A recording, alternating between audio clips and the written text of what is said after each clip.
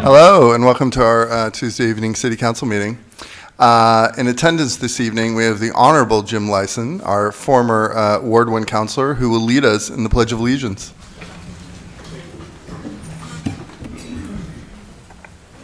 I pledge allegiance to the flag of the United States of America and to the republic for which it stands, one nation, under God, indivisible, with liberty and justice for all.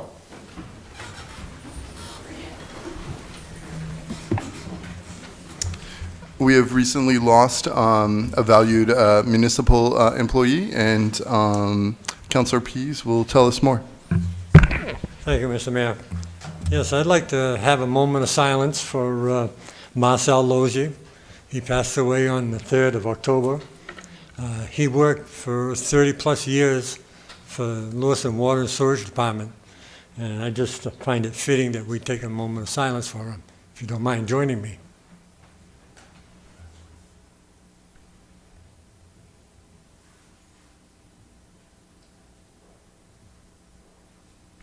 Thank you. There's a lot going on in the world right now, and I want to offer our support for members of our Jewish community with friends and family in Israel, and members of our Ukrainian community with friends and family in Ukraine. Yes, thank you. I understand I think we're now up to Lewiston Leeds, Madam Clerk? Yes, sir. Excellent. And the councillor from Ward 1, I think, has one. Thank you.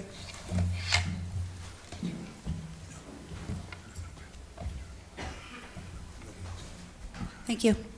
Detective Philippon, would you please join me up here?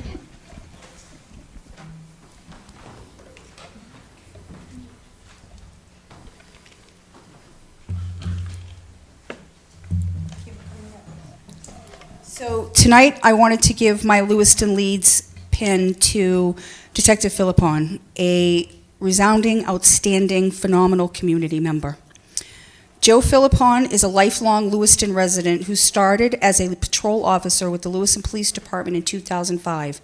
Joe has not only responded to and investigated a wide variety of criminal incidences, attended community events and block parties both on and off duty, and was a guest instructor for Central Maine Community College's Criminal Justice Program. He led the effort to implement the use of in-vehicle cameras over a decade ago.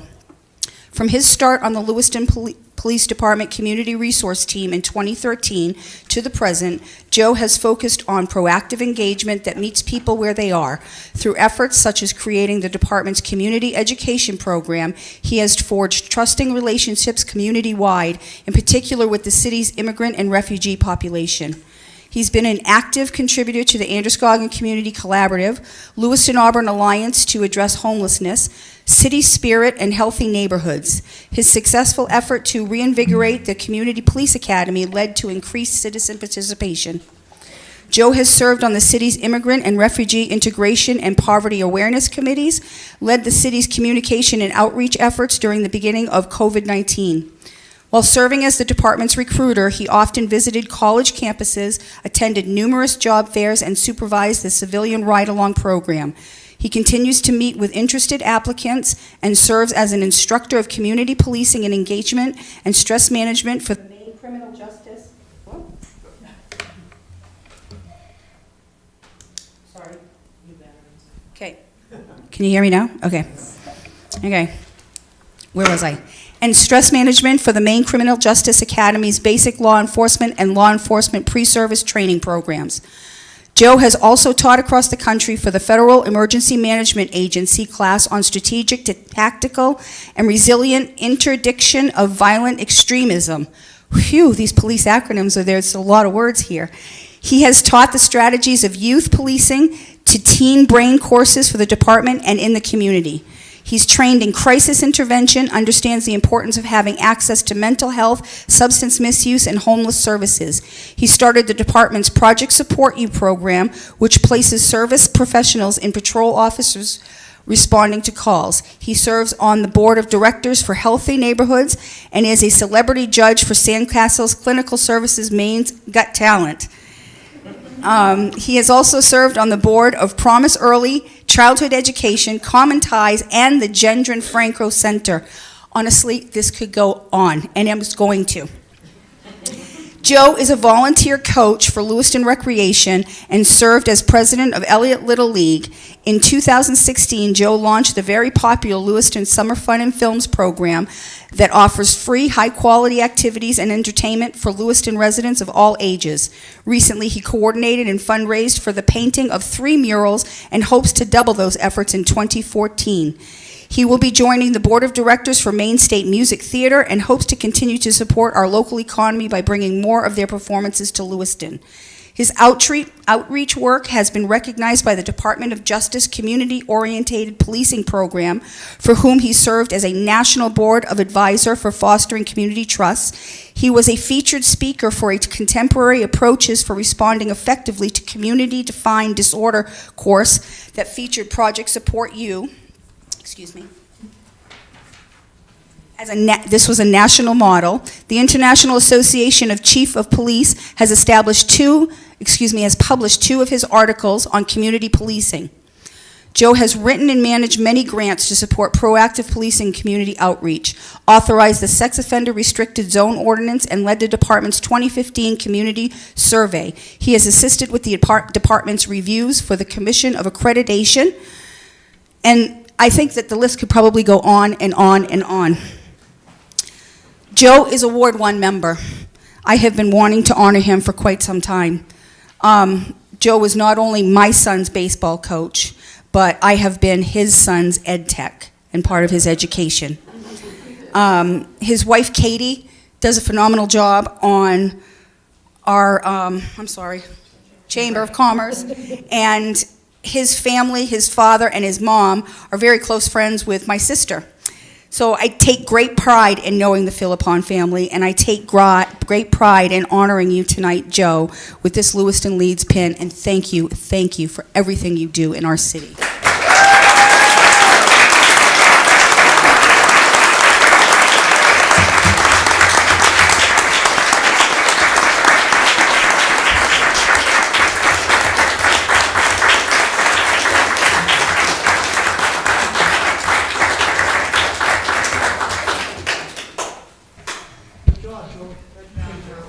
Congratulations, Detective Philippon. Thank you for everything you've done for us.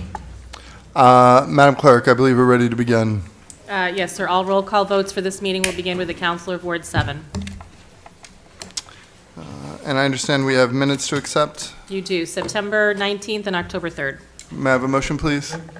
Councilor P, seconded by Councilor Harriman. Madam Clerk, please call the vote. Councilor from Ward 7? Yes. Ward 1? Yes. Ward 2? Yes. Ward 3? Yes. Ward 4? Yes. Ward 5? Yes. Ward 6? Yes. Motion passed by a vote of 7-0. Thank you, Madam Clerk. We are now up to public comment. Any member of the public may make comments regarding issues pertaining to Lewiston City Government. This period is reserved for non-agenda items. Public comment is also allowed during individual agenda items. Public comment is limited to 3 minutes per person. Please state your name for the record, and please indicate if you're a Lewiston resident. Because this is the business meeting of the City Council, all questions should be directed to the mayor, who will ask staff to follow up at a future time. It is illegal for the City Council to allow comments related to personnel matters. All personnel complaints should be made directly to the City Administration Office. Please continue. Tim Gallant, resident Lewiston. Civility comes from the word civis, which is a Latin meaning citizen.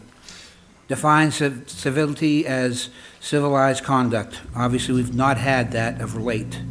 Civility is claiming and caring for one's identity, needs, and beliefs without degrading someone else in the process. Civility is demanding work of staying present even when those with whom we have deep-rooted and fierce disagreements. It is political in the sense that is necessary prerequisite for civic action. Slander is a legal term that refers to a false oral statement about an individual that harms his reputation, her reputation, or standing within the community. Slander is one of those forms of defaming someone's character. Defaming a character of an intentional makes of statements or public information or pictures for the purpose of harming another person's reputation. Slander is a statement that is spoken rather than published in writing or art. In order to qualify as a slander, it is legal action. The statement must be false, malicious, made. In most cases, the statement must have been presented as a fact rather than the speaker's opinion. Sadly, we've had action recently in our school committee and our city council where this may have occurred. Lie. Lie is when you do not tell the truth. You lie. You tell an untruth. Pretend with an intent to deceive or make a statement one known to be untrue. This, too, has been recently recorded in a city council meeting when a member of public stated their social media page had not posed a true fact, only to be shown it has. The lie didn't bother me as much as the fact that community members, board members, continue to support the individual as if nothing happened. Where is integrity? I hope today the mayor will control of the audience and conduct this meeting in a way to prevent outbursts that have been allowed in the past, that allowed things to be said and recorded that should not have been said, but which continues to circulate today on social media, right? If somebody says it before we tell them to be quiet, it's going to be out there. Robert's Rule, Chapter 15, needs to be followed today in order for this to be conducted properly. Thank you.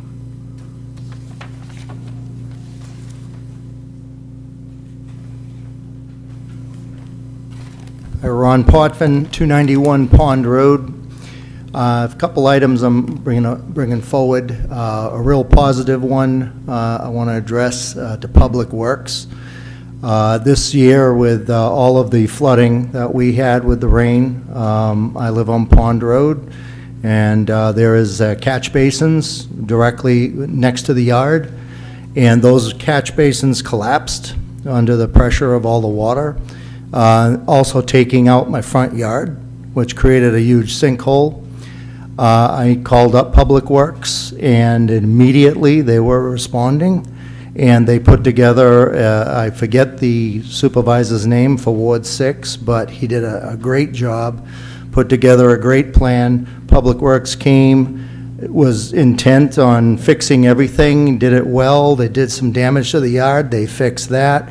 They were on top of it. They did a fantastic job, and I just want to be able to throw a shout out to Public Works, that a job well done, and that under all the pressure of all of the sinkholes within the city that happened through the flooding.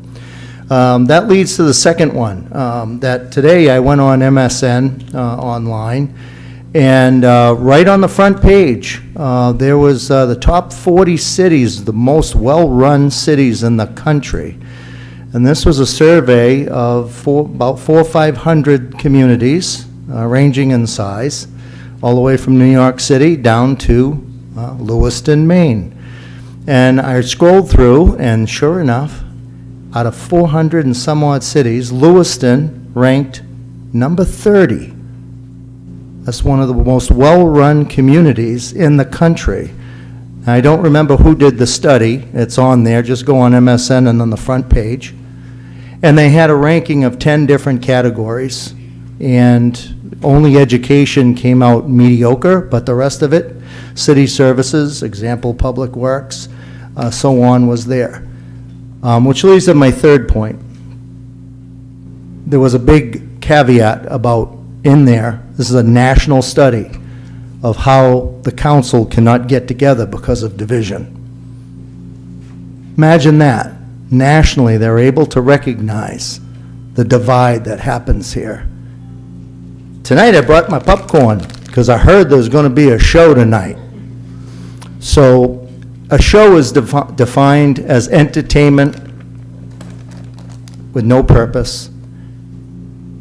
I truly believe that some of these items tonight are entertainment with no purpose and shouldn't be taken apart, but rather you should embrace that number 30 ranking on a national study of a city well-run. We don't need these controversies. We don't need these personality disagreements. It's fruitless. That's time, thank you. Thank you.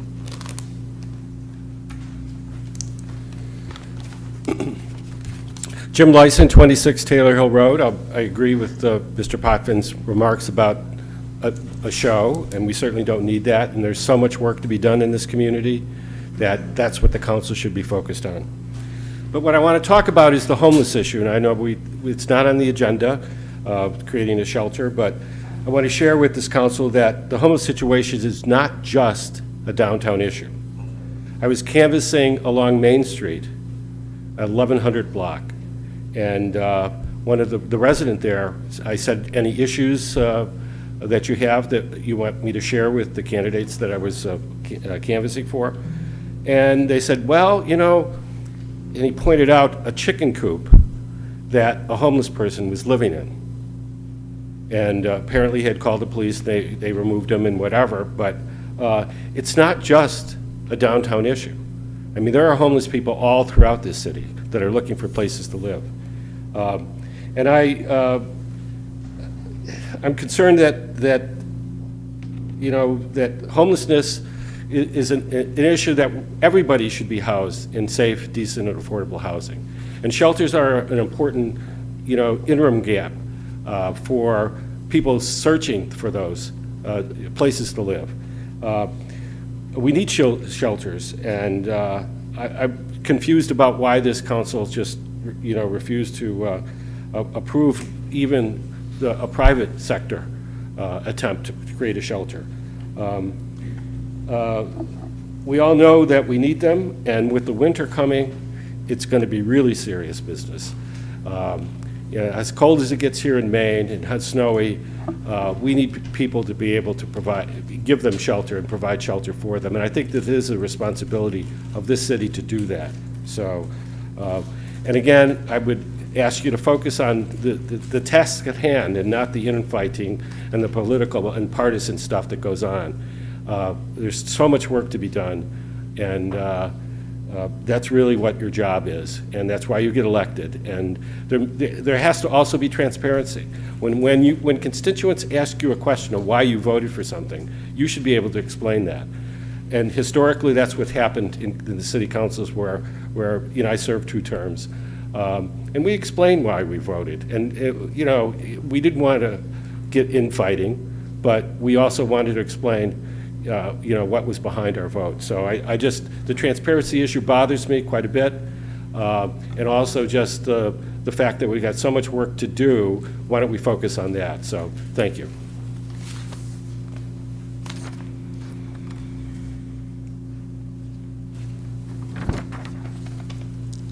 My name is Peg Hoffman.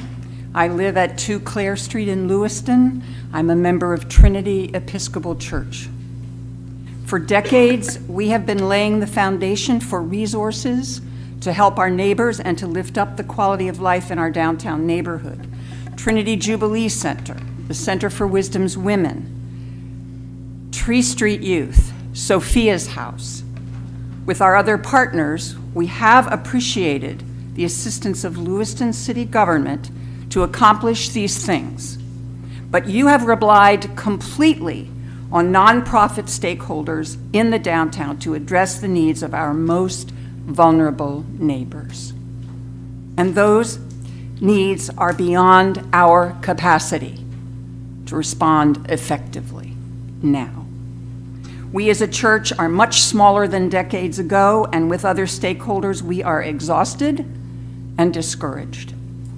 We are grieving the plight of unhoused persons in Lewiston. We wake up to our heartbreak and their desperation every morning. We have to move them along because we're not equipped to help in the ways they need. And some of you have chosen to block the resources that would help. No amount of bulldozing of encampments or other futile interventions by our police department will end this distress. It has not worked in Portland, and it will not solve the issue here. It will keep growing and worsening and impacting the lives of those unhoused persons, as well as anyone who lives, works, worships, or owns or patronizes businesses in the downtown. You have each taken an oath to uphold our city charter, in which you took responsibility for providing for the general welfare of people who live here. All the people, not just those who can afford market rate housing or who are mentally and physically healthy, but all the people. Inaction on your part is consent to this desperation in our community. Silence is also consent. We do not consent. So we will not be silent until you begin to make a good faith effort to provide the shelter and services needed. There are models in Maine and elsewhere that work. Use them. If the audience, thank you. So yeah, if the audience could just refrain from really making any noise whatsoever, and if you want to talk, just head out to the hall. Please continue. Joe Philippon, Ward 1. Just want to share that on August 5th, 23rd this year, for the first time, I had to take time off to attend a community discussion on safety. I personally attended the second public meeting of the recently formed Advisory Committee on Community Safety here at City Hall. While there, the group shared the 4 main topic themes they are going to focus on. Those themes are based on a previous meeting where everyone, including the district attorney and superintendent, shared their thoughts on what some of the local issues are regarding safety. Local meaning things Lewiston community members have control over to address when it comes to safety. The 4 identified themes are multilingual communication support during emergency response situations, spaces for relationship building across lines of difference, cultivation and empowerment of credible voices of community in leadership, and consistent youth activities and engagement opportunities. In my opinion, the last 3 are about residents having voice, say, and sway in what their needs are to address the concerns and realities their children experience. The issues are great and scary for those directly affected, targeted, and used by those who plague our community with violence. We must ensure those residents have a space to speak. We should listen to them, and we should take action and respond to their needs.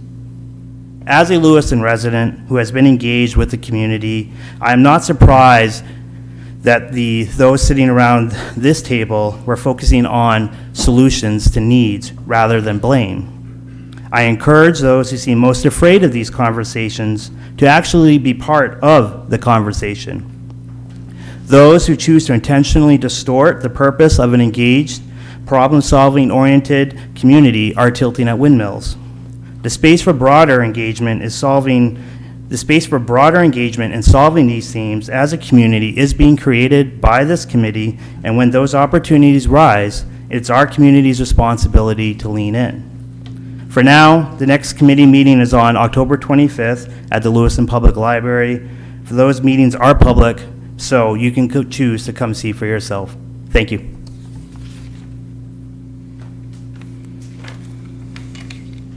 Further public comment?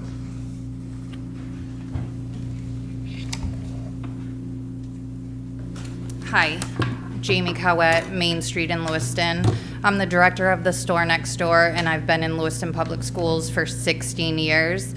I just wanted to say a few things. Every July 1st, we re-identify homeless youth, and this year, just in Lewiston Public Schools, we're already at 261 homeless youth.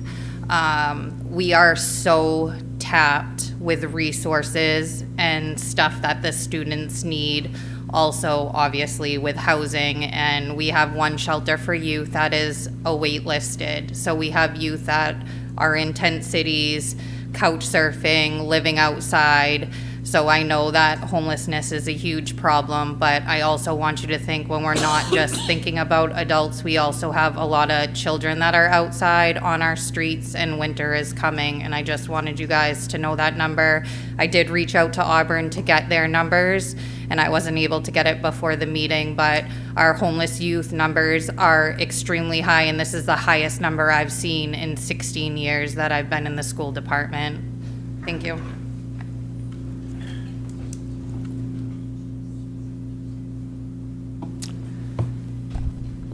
Hi, my name is Hunter. I'm a Lewiston resident. Thank you, Mr. Mayor, for giving our city's regards to the people of Ukraine, as well as our Jewish friends of Israel. But I find it appropriate and necessary to share our thoughts for the Palestinians as well.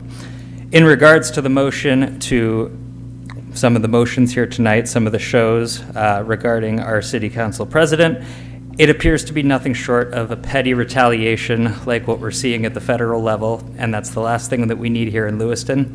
I agree with previous speakers that we don't need to manufacture crises for the sake of political shows, so unless you can't find anything else worth addressing in the city, please reconsider.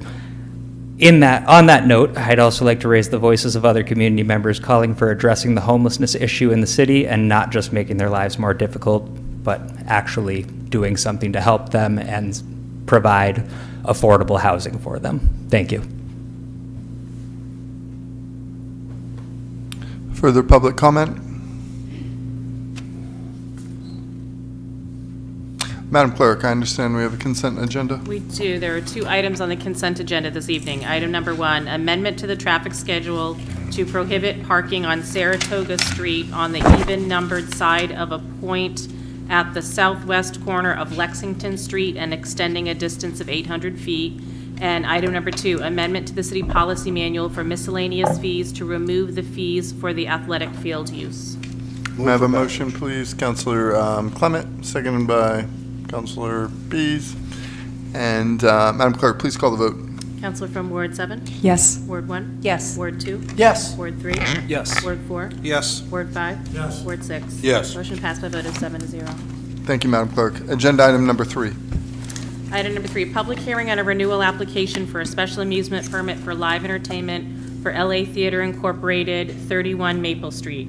Requested action to grant a special amusement permit for live entertainment to LA Public Theater Incorporated, 31 Maple Street. May I have a motion? Councilor McCarthy, seconded by Councilor LaChapelle. Discussion? Public comment? Back to the council. Madam Clerk, please call the vote. Counselor from Ward 7? Yes. Ward 1? Yes. Ward 2? Yes. Ward 3? Yes. Ward 4? Yes. Ward 5? Yes. Ward 6? Yes. Motion passed by a vote of 7-0. Agenda item number 4. Item number 4, public hearing for approval of an outdoor entertainment permit for the Holiday at the Plaza. Requested action to conduct a public hearing on an application from the Holiday at the Plaza for outdoor musical concerts and performances to be held at Dufresne Park on December 2nd, and to authorize a permit for an outdoor entertainment event as required by the City Code of Ordinances, Chapter 10, Article 1, Section 10-3, to the Organizing Committee for the Outdoor Music Concerts, contingent upon positive recommendations from the Police Department, Fire Department, Code Land Use Officer, and Code Health Officer regarding compliance with all regulations and compliance with all city ordinances. May I have a motion, please? Councilor McCarthy, Second. seconded by Councilor LaChapelle. Discussion? Well, and do we have a rain date for this event? Yes, it's the next day. Okay. Councilor Pease. Yes, I'd just like to make a note that I have a blue spruce that's available for the city. It doesn't meet all the requirements, it's quite not tall enough yet, but if the city can't get one donated, I'd be glad to let them have mine. Thank you. Thank you. Are we still looking for, I think our Public Works Director is here? Yes, we are. We're still looking for a tree? Okay. Councilor Scott. Thank you. I just want to say that I'm excited to see that we're doing this again this year. It was a very successful event last year. Everybody seemed to love it. I would just ask that we clarify again the time of the lighting of the tree, and if we can just make that public now, because I know some folks had left last year because it was extremely cold and came back and the tree was already lit. So I think that you've already addressed that. Yes, yes, we have, Counselor. Thank you. Appreciate that. Public comment? Anything you'd like to say, Director Morris? Back to the council. Madam Clerk, please call the vote. Counselor from Ward 7? Yes. Ward 1? Yes. Ward 2? Yes. Ward 3? Yes. Ward 4? Yes. Ward 5? Yes. Ward 6? Yes. Motion passed by a vote of 7-0. Agenda item number 5. Item number 5, public hearing and final passage to contractually rezone the properties at 128 Farwell Street and 255 East Avenue from the Neighborhood Conservation A zoning district to a contract zone to allow greater housing options and limited commercial uses. Requested action that the proposed amendment to Appendix A of the Code of Ordinances, Zoning and Land Use Code, Article 4, Establishment of Districts, for a contract zone located at 128 Farwell Street and 255 East Avenue from Neighborhood Conservation A zoning district to a contract zone with the limitations as proposed, receive final passage by a roll call vote. Can I have a motion? Counselor Clement, second by Counselor LaChapelle. Director Hediger, please kick us off. Sure. So you folks will remember last meeting, vote was 7-0 to move this forward, but with the understanding that staff meet with Mr. Gendron and his consultant, Mike Gatto, to see if there's any revisions that they'd be willing to consider, any concessions. Unfortunately, both of them had conflicts this evening, so I'm going to try to make both our arguments and the discussion that I had with the property owner. The memo kind of summarizes exactly what happened with the two meetings that I had with Mr. Gatto, but basically what changes have been included are that business and professional offices, research, experimental testing labs, things of that nature, they are either going to be approved as part of the multifamily dwelling that would be situated on this property, or they would be a standalone structure not to exceed 35 feet in height. 35 feet in height was chosen because the existing zone there now, NCA, that's the maximum height of any structure you could have in the NCA. So if there's going to be a standalone structure, that's a business or professional office. There's a restaurant, not including drive-ins. There wouldn't be any drive-ins on this property. Personal services, a medical clinic, a fitness center, or something like that. It either has to be part of the multifamily complex, or if it's going to be a separate complex, it can't be any taller than 35 feet. So that's a change from last time. Commercial outdoor recreation and drive-in theaters will no longer be allowed. Realistically, they weren't talking about doing commercial recreation or a drive-in theater there. The discussion that we had with them is they wanted to make sure that they could have uses accessory to a multifamily development occur there. So their thought was a commercial outdoor recreation. If all of a sudden they put in pickleball courts, is that going to be allowed? It would be allowed as an accessory use to that development if, in fact, it is part of that development. You build a big multifamily complex, you have amenities, you have a swimming pool, tennis, things of that nature. That's accessory to the development if it's owned and operated by that development out there. If some independent party comes in and says, I want to operate a tennis center or something, that is a commercial outdoor recreational use. It has nothing to do with the multifamily. They just want to do that. That is no longer allowed, so that distinction was made. Hospitals will no longer be allowed. When you look at the use chart, hospitals was listed under medical clinics. Realistically, they're not interested in putting a hospital on this property, but maybe a medical clinic would make sense. So again, a medical clinic could be allowed on this property. It could be either in the multifamily structure, or if it's detached, it couldn't be more than 35 feet in height. Property owner, one of the things that they did keep on there was hotel, motels, inns, congregate care facilities, institutions for handicap, convalescent homes, things of that nature. While some of that is not necessarily residential in nature, they do want that ability to keep that open in case the market doesn't support a residential use, or there's other unknown factors that create issues for them for doing residential development out there. Staff has heard, and so did the applicant, that there were some concerns about retail out there. Retail was never being considered out there as a use. Neighborhood retail that was listed last week. That's still on here. Neighborhood retail is limited to 5,000 square feet. That's actually a change that you folks in the planning board made recently to try to introduce more neighborhood type stores throughout the community versus just allowing some bigger developments in areas where that might not be appropriate. So that, just making that distinction that large-scale retail would not be allowed there. The applicant has indicated that they were questioned about the possibility of doing warehousing or self-storage out there. I think that's probably because Gendron has a lot of warehousing and self-storage facilities. That was never a use that was being contemplated or considered. It's still not a use being considered out there. No changes have been made with respect to the space and bulk standards, so what you folks had presented with you last time is the same, including the additional condition or the additional note that talks about the additional setback from both Charles Street and Farwell. So those are the changes that the applicant was taking into consideration given the last discussion we had. Thank you, Director Hediger. Questions, comments from the council? Councilor Harriman? Thank you. So when I was reading through this, I was a little disappointed. It doesn't look like a whole lot has changed, and I thought that the council had asked for something like, like a limitation on the percentage or some other metric as far as non-housing uses were going to go on that lot. From what I can see here, it doesn't require any housing to be built there. Is that correct? With exceptions to certain uses, that is correct. So we did talk about the percentage, because that was referenced with the council. They weren't interested in doing that. They want to provide some flexibility out there.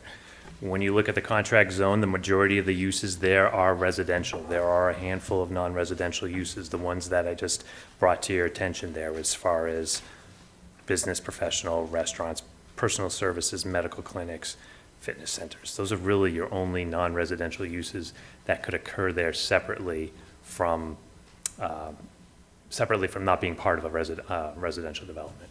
Mm-hmm. So to your point, Counselor, I suppose that risk still exists if they don't want to do multifamily, or for some reason the market doesn't support it, but given the time that they decide to do something, some of these other uses could be considered. They would be limited in height.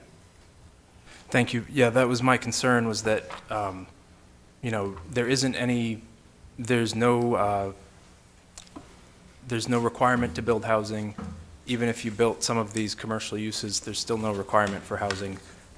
Realistically, a restaurant or a business office is not going to be more than 35 feet high anyway, so I don't really see that as any sort of concession. I'm just concerned that this is not going to end up having housing on it, this lot, and it's just going to be more commercial uses like business and professional offices, restaurants, hotels, motels, and inns, personal services. So, I just can't support this as it's written. I would like to see some sort of requirement that housing is built with a cap on the percentage or square feet or something like that for commercial uses. Thank you. Incidentally, Director Hediger, how many stories is 35 feet? Potentially 3. Okay. Further comments from the council? Director Jeffers, would you like to say something? If I could step in, unfortunately, Mr. Gendron or Gatto, neither of them could be here tonight. I certainly hear Councilor Harriman's concern.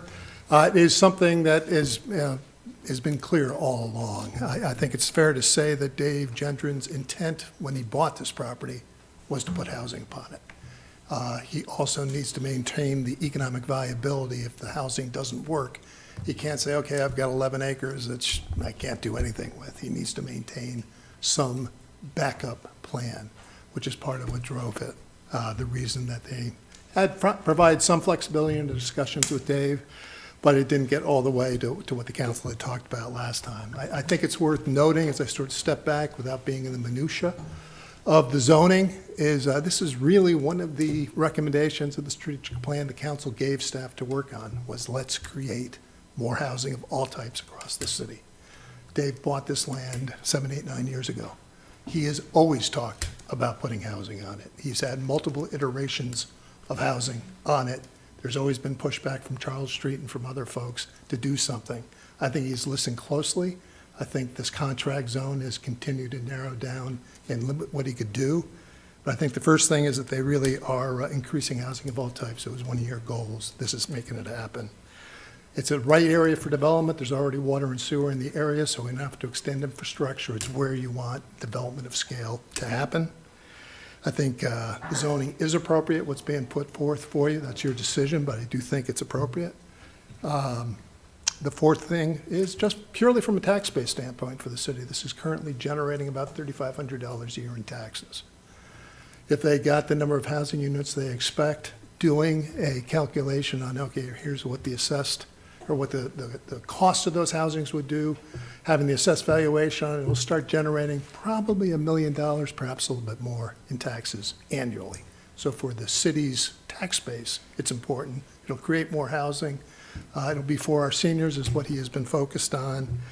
And I think back to some prior councils when there's been conflict, and I think it was Mark Kerr, a former mayor, who used to listen carefully. He'd hear what people had to say. He says, look, I understand this is going to have an adverse impact upon you or your neighborhood, but our job, your job, is to look out for the broader city. What is best for the city in its entirety? With that, I'll step down. Thank you. Thank you, Director Jeffers. Further comments from the council? Councillor Scott. Thank you. So I would concur, and I appreciate the statements that were just made by both directors, and concur that it is our job to look out for the whole city. But this neighborhood does have some serious concerns about what this project may possibly be. And I think that the concerns that they raised were valid, and I think that we have to listen to that also. We have to try to find balance between all of it. I believe that the conversation that was that happened at the last meeting, balance was trying to be found, and that Councillor Harriman brought up some very good points about we just want to ensure that there's going to be housing built there. That is the piece that we need. We all know that we need housing. I am a little concerned also that there was not a percentage rate put in there. We had talked about that. I appreciate some of the caveats that Mr. Gendron made, but at this time, I will not be able to support this. Thank you.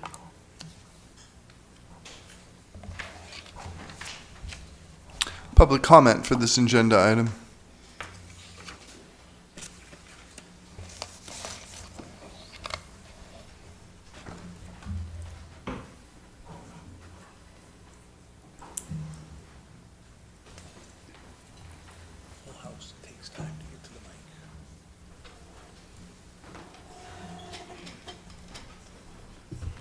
Chris LaChapelle, 120 Farwell Street. I'm just back here again for, I don't know, the fifth time, to state how I feel that it's very important. As you said, it's being pushed as a housing thing, but there's no caveat saying that that is guaranteed to be so.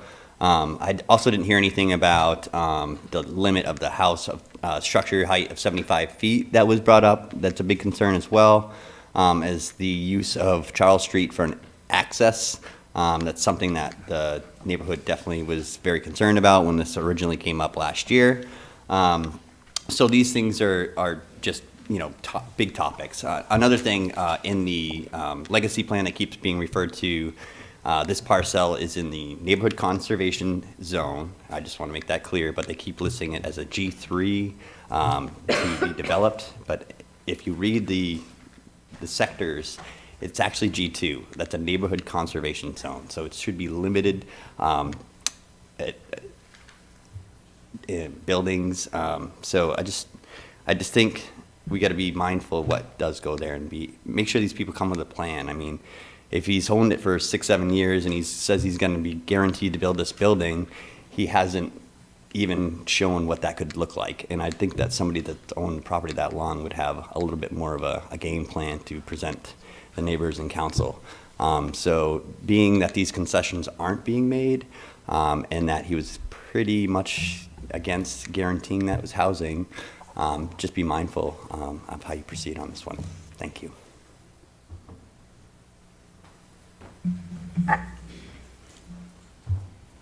Hi, Luke Jensen, Ward 5, Sylvan Avenue. Just wanted to share some thoughts. For safety reasons, particularly around traffic, I would not support going through this proposal.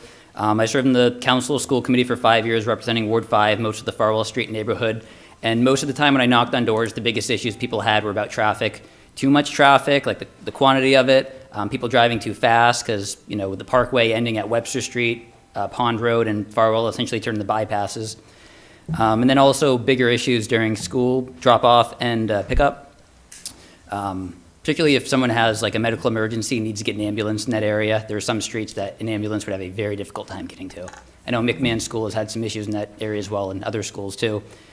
So I don't think the traffic issues have been addressed enough to allow for such a development to move into that area without it having an adverse effect. But I don't really want to speak against the project itself, because when you look at the median household income in Lewiston, we're about 25% lower than Auburn, $10,000 less than Auburn. Lewiston's done a lot to build, a lot of low-income housing, but it needs to balance it with market rate housing, or big investments are just not going to happen in the city. if you're looking at what you're going to do to invest in, you need to work at, like if you're a big box store, you're looking at Lewiston or Auburn, you're going to go to Auburn. And Auburn has a higher median family income, it's a lower age on average, and it's all the stores on Center Street anyways.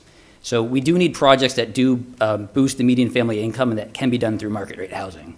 So I hope the city can work with Mr. Gendron and find another location in the city that doesn't have, I guess, the safety concerns around the traffic. And then maybe in the next 10 years or so, we can finally find a solution for Pond Road and Farwell Street to ease the traffic concerns that they have there. So those are my thoughts. Thanks, guys.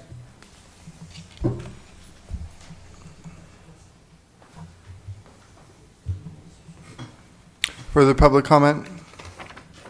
Back to the council. Councilor LaChapelle. Thank you, Mr. Mayor. We talked about the traffic study. That is vitally important. We said at the last meeting, the state of Maine and our forefathers really schnookered that community 30 years ago when Russell Street ended and everything was dumping onto that street. The city council decided to do a traffic study, an in-depth traffic study, regardless of a development going on. And the traffic study did come back with some, issuing some problems. There are some problems in the area. To solve these problems, we're talking in the people that I have spoken to address a lot of these issues, close to $1 million of changes that need to be made in that area so that the flow is going to go better. It is never going to get better to a street in our city. We have schools. It is always going to be a problem. An hour before, an hour at let out, that's what's happening. I've watched my grandchildren now get dropped off by their mother at school without taking the bus because the buses aren't running on a regular basis. So you're getting more and more parents dropping off their students. So I don't care what we do, we're going to have a problem in that area with the school. Even addressing this, as we heard the director say, we have well over $1 million in tax revenue that are coming in that we can take even the first year and address this issue.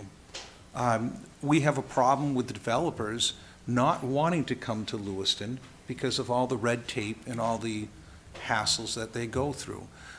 For a developer to come out and make plans, have all the designs drawn out, even before we get any kind of review, is well over $100,000 for this project. This is going to be a $50 to $60 million investment.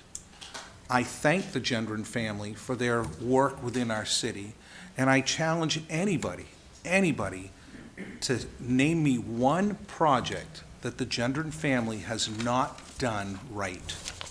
They always do a good job. Dave Gendron has the ability to live any place in the world. He lives here in Lewiston, Maine.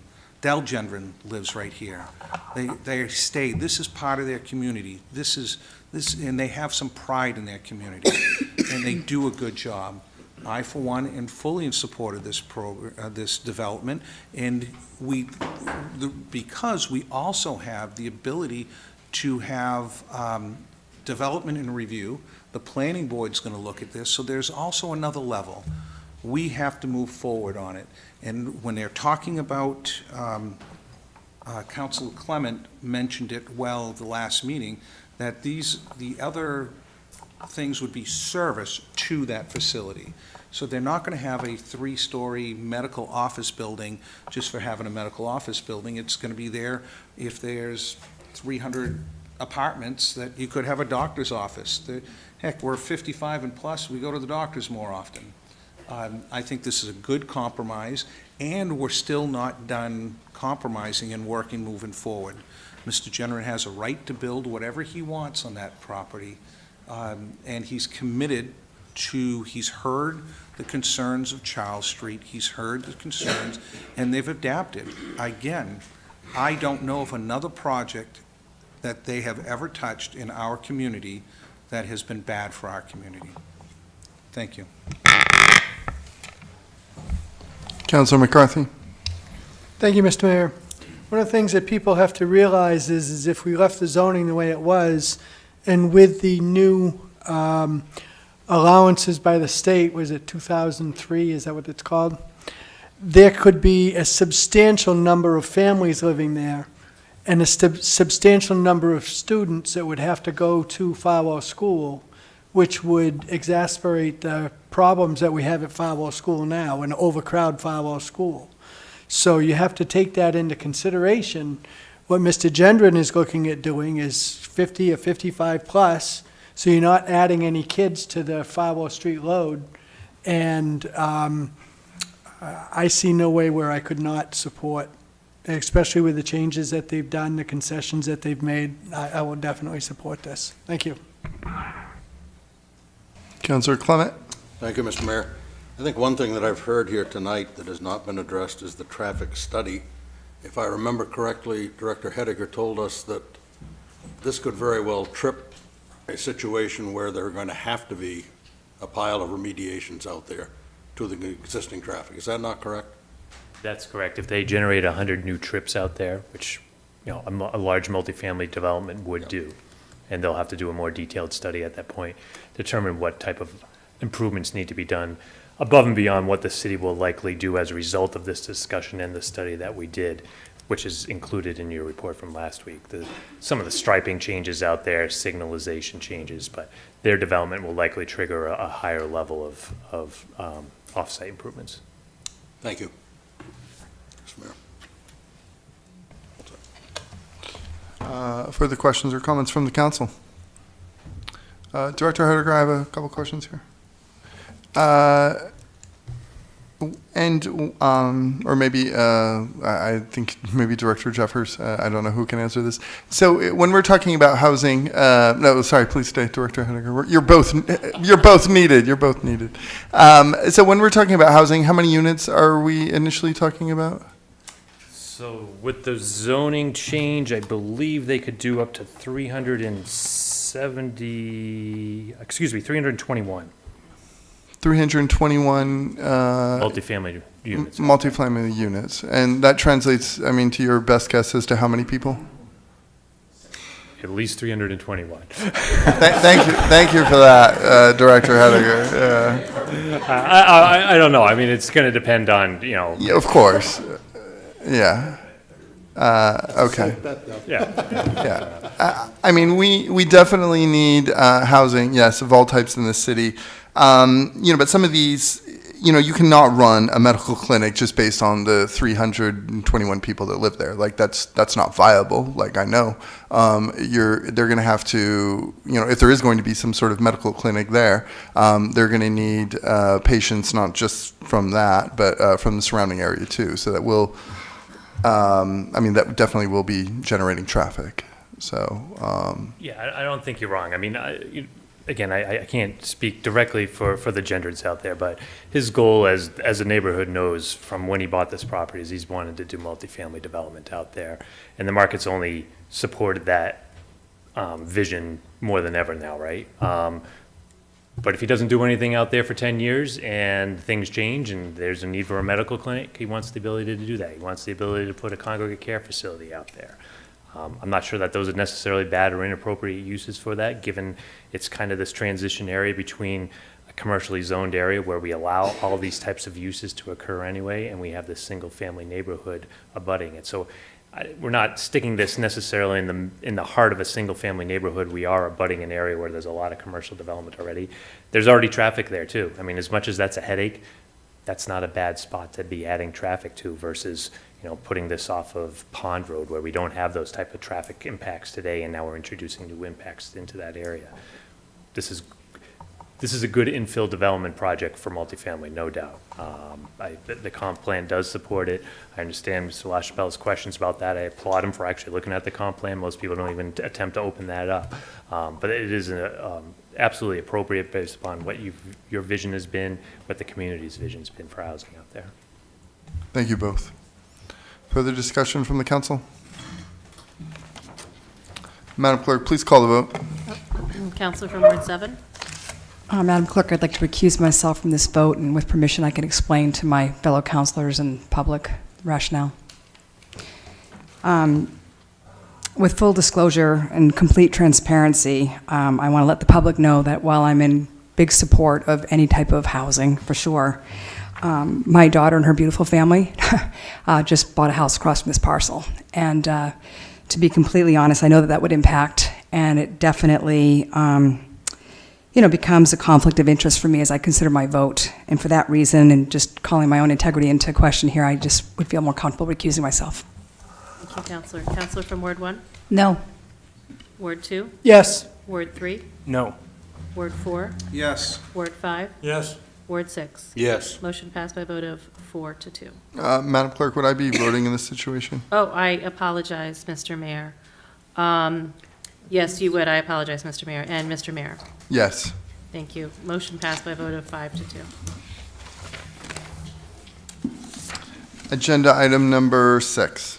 Item number 6, amendment to the personnel policy to update the dress and grooming bereavement leave section and add personal days for non-union employees. Requested action to approve the proposed amendments to the city's personnel policy, policy manual number 22, as recommended by the Human Resources Director and City Administration. May I have a motion, please? So moved. Councilor Harriman. Second by Councilor Pease. Director Terrio, please kick us off. So we're looking to make a couple of different personnel policy changes. The first being to the dress and grooming section, just really adding some descriptive language. We've had some employees with various questions that weren't very clear in the personnel policy, so we've added that descriptive language. The other change we're looking to make is adding certified domestic partners to the bereavement leave section. We are citing the Maine state law in reference to what the domestic partner definition is on that. And the third thing that we're looking to add is the 2 personal days under our leave section, so that would be for non-union employees. Currently, union employees have that in their contracts. Thank you, Director. Questions, comments from the council? Public comment? Back to the council. Madam Clerk, please call the vote. Counselor from Ward 7? Yes. Ward 1? Yes. Ward 2? Yes. Ward 3? Yes. Ward 4? Yes. Ward 5? Yes. Ward 6? Yes. Motion passed by a vote of 7 to 0. Thank you, Madam Clerk. Item number 7. Item number 7, order authorizing the transfer of funds from sidewalk rehabilitation to fund a sidewalk inventory and condition assessment. Requested action to approve the order authorizing the transfer of funds from sidewalk rehabilitation to fund a sidewalk inventory and condition assessment. So moved. Councilor McCarthy, second by Councilor Pease. Director Brenchick, I see you're here to answer hard questions, so please kick us off. This is an opportunity for us where we've had this camera work done for the pavement condition. Because they already have the footage, for this small amount, we can do the sidewalks. And because it's a new service, we had put it in as a new service because we've never done this before, and then we didn't fund any new services. But it really makes sense to have this done while we have the imagery, and it's all current, it's all the same year. And it actually does the 360 inventory of every sidewalk that we have. Thank you. Discussion? Councilor Pease. Thank you, Mr. Mayor. Director Bernadette. This assessment, what will it include? You have a layout of what they're going to include in it?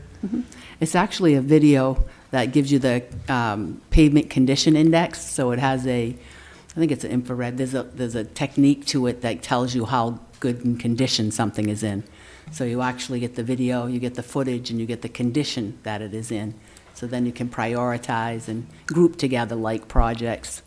So it's a technology. It's like a high-end technology. They throw a pulse down, and it gives you that condition. So in addition to the video, it'll give you that. And that can all go in our Beehive system. And that takes in consideration all the trees that are there? They actually are right close to the ground, so they're underneath the trees. They're on the ground when they're doing this. They're riding it. So it's not done by the air. It's not done by drones. Okay, but are the trees being taken in consideration? If they're in the road or on a sidewalk, but they won't, I don't know if they can, are you asking, can they give you like locations of trees that are beside a sidewalk? Like street trees or something? I'll give you an example. Marcotte Street, Yeah. up by my house. Sidewalks are pretty bad there, both sides. The trees have overgrown. There's roots growing into other people's properties. I see the only way to fix that is to take the trees out. Mhm. Are we going to replace trees if we do that? So the strategies that we use with that now is trees do get overgrown. That's something, you don't get a limited size of a tree. So it's natural that they get replaced. They damage the sidewalks, they definitely win, so they're breaking everything up. And then we replant trees at another smaller diameter to grow again for another 15, 20 years. And again, they're gonna overgrow, and you're gonna cut them back down again. There's no tree, there's some that we do that has less growth in them. Some of the older trees that weren't planned when the sidewalk was put in are trees that shouldn't be a sidewalk tree like that. So I'm not answering as an arborist, but I think the condition will reflect the damages that the tree does, but I can't give you any more details of what it says, hey, tree damage. The reason I ask that is some of these neighborhoods like Margaret, they're beautiful. They're quiet, they're serene. Trees, yes, the trees are overgrown the sidewalk. I just like to make sure that there's some method to replacing them. I know it's going to take a lot of years for them to get to really be appreciative, but I just want to make sure that's touched upon. Yeah, and Horton's a good example. Right now, we had to take a tree out in that small section of Horton, and 2 trees will go back in.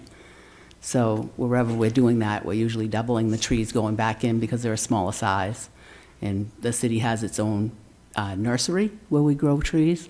We have trees growing into the vacant lots as another program that we started. And we've had some increased funding for trees. We have some with the grants, the Tree City USA grants. So there's lots of different ways that we're trying to make these tree-lined streets come back. And Pierce is the next one that we're working on right now, right along the Wedgewood property. So from one end of Pierce to the other will be new tree line. And how long will this assessment take? It's already done. It's being, It's already it's done. You're just just looking for the evaluating funds. the data and paying for that evaluation. Okay, thank you. Public comment? Back to the council. Madam Clerk, please call the vote. Counselor from Ward 7? Yes. Ward 1? Yes. Ward 2? Yes. Ward 3? Yes. Ward 4? Yes. Ward 5? Yes. Ward 6? Yes. Motion passed by a vote of 7-0. Item number 8. Item number 8, order authorizing the transfer of funds from fiscal year '23 Public Works Oxford Street Waterline Project to fund the updated cost of Orchard Circle and Washington Street Waterline projects. Requested action to approve the order authorizing the transfer of funds from fiscal year '23 Public Works Oxford Street Waterline Project to fund the updated cost for Orchard Circle and Washington Street Waterline projects. So moved. Councilor Jelena, seconded by Councilor Pease. Director Bruncheck. All I would add to this is half of this project is really for an overrun on a project that was already planned. The other part of this is a new street, so the process is if it hasn't already been listed with the LCIP, we come back and ask permission to use that for the new street. So Washington is one of those, it's new, but we're going to do that with city forces, and so this is just the materials and in-house cost to be able to fix that problem. Thank you. Discussion? Public comment? Back to the council? Anything else, Director? Madam Clerk, please call the vote. Counselor from Ward 7? Yes. Ward 1? Yes. Ward 2? Yes. Ward 3? Yes. Ward 4? Yes. Ward 5? Yes. Ward 6? Yes. Motion passed by a vote of 7-0. Item number 9. Item number 9, resolve authorizing, applying for, accepting, and appropriating a grant from the John T. Gorman Foundation for the purpose of funding Choice Neighborhood Implementation Grant personnel support and related activities.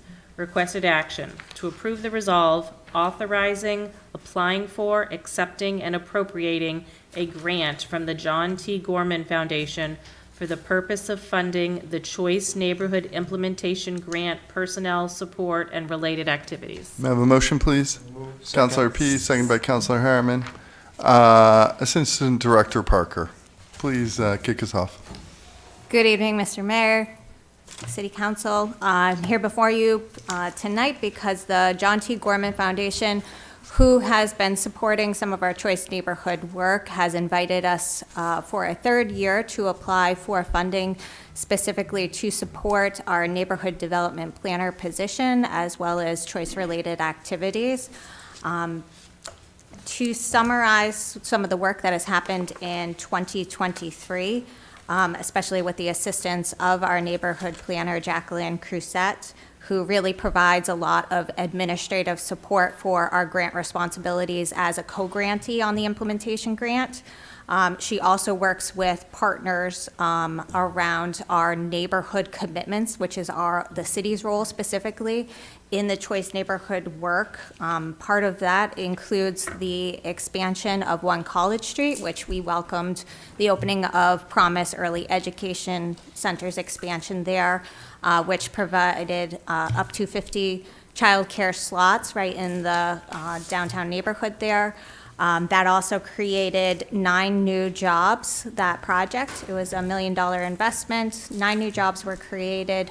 Majority of that funding was through the Choice Neighborhood Grant with additional funding coming from Promise Early Education. 8 of those positions have actually been filled, and this coming year they anticipate the 9th position being filled and the opening of the 5th classroom that they have created there. Also part of our neighborhood work, we have a partnership with Coastal Enterprises that is not funded through the grant. CEI has their child care business lab that they have expanded here to Lewiston, which has supported the opening of Happy Little Paradise Child Care Center on the corner of Bartlett Street and Pine Street. This child care facility created 22 slots in the neighborhood. It also created 5 new full-time jobs. We also, it's not open yet, but hopefully they're just waiting on one fire marshal permit, I believe, on Pierce Street, 144 Pierce Street, also part of the CEI Child Care Business Lab. We are going to see the opening of Happy Child Daycare. They have created 1 new job through this development, as well as 12 new child care spots. So expansion of child care that we envisioned in our transformation plan is happening. Additionally, some of the work under our neighborhood commitment is the renovation and expansion of B Street Health Center.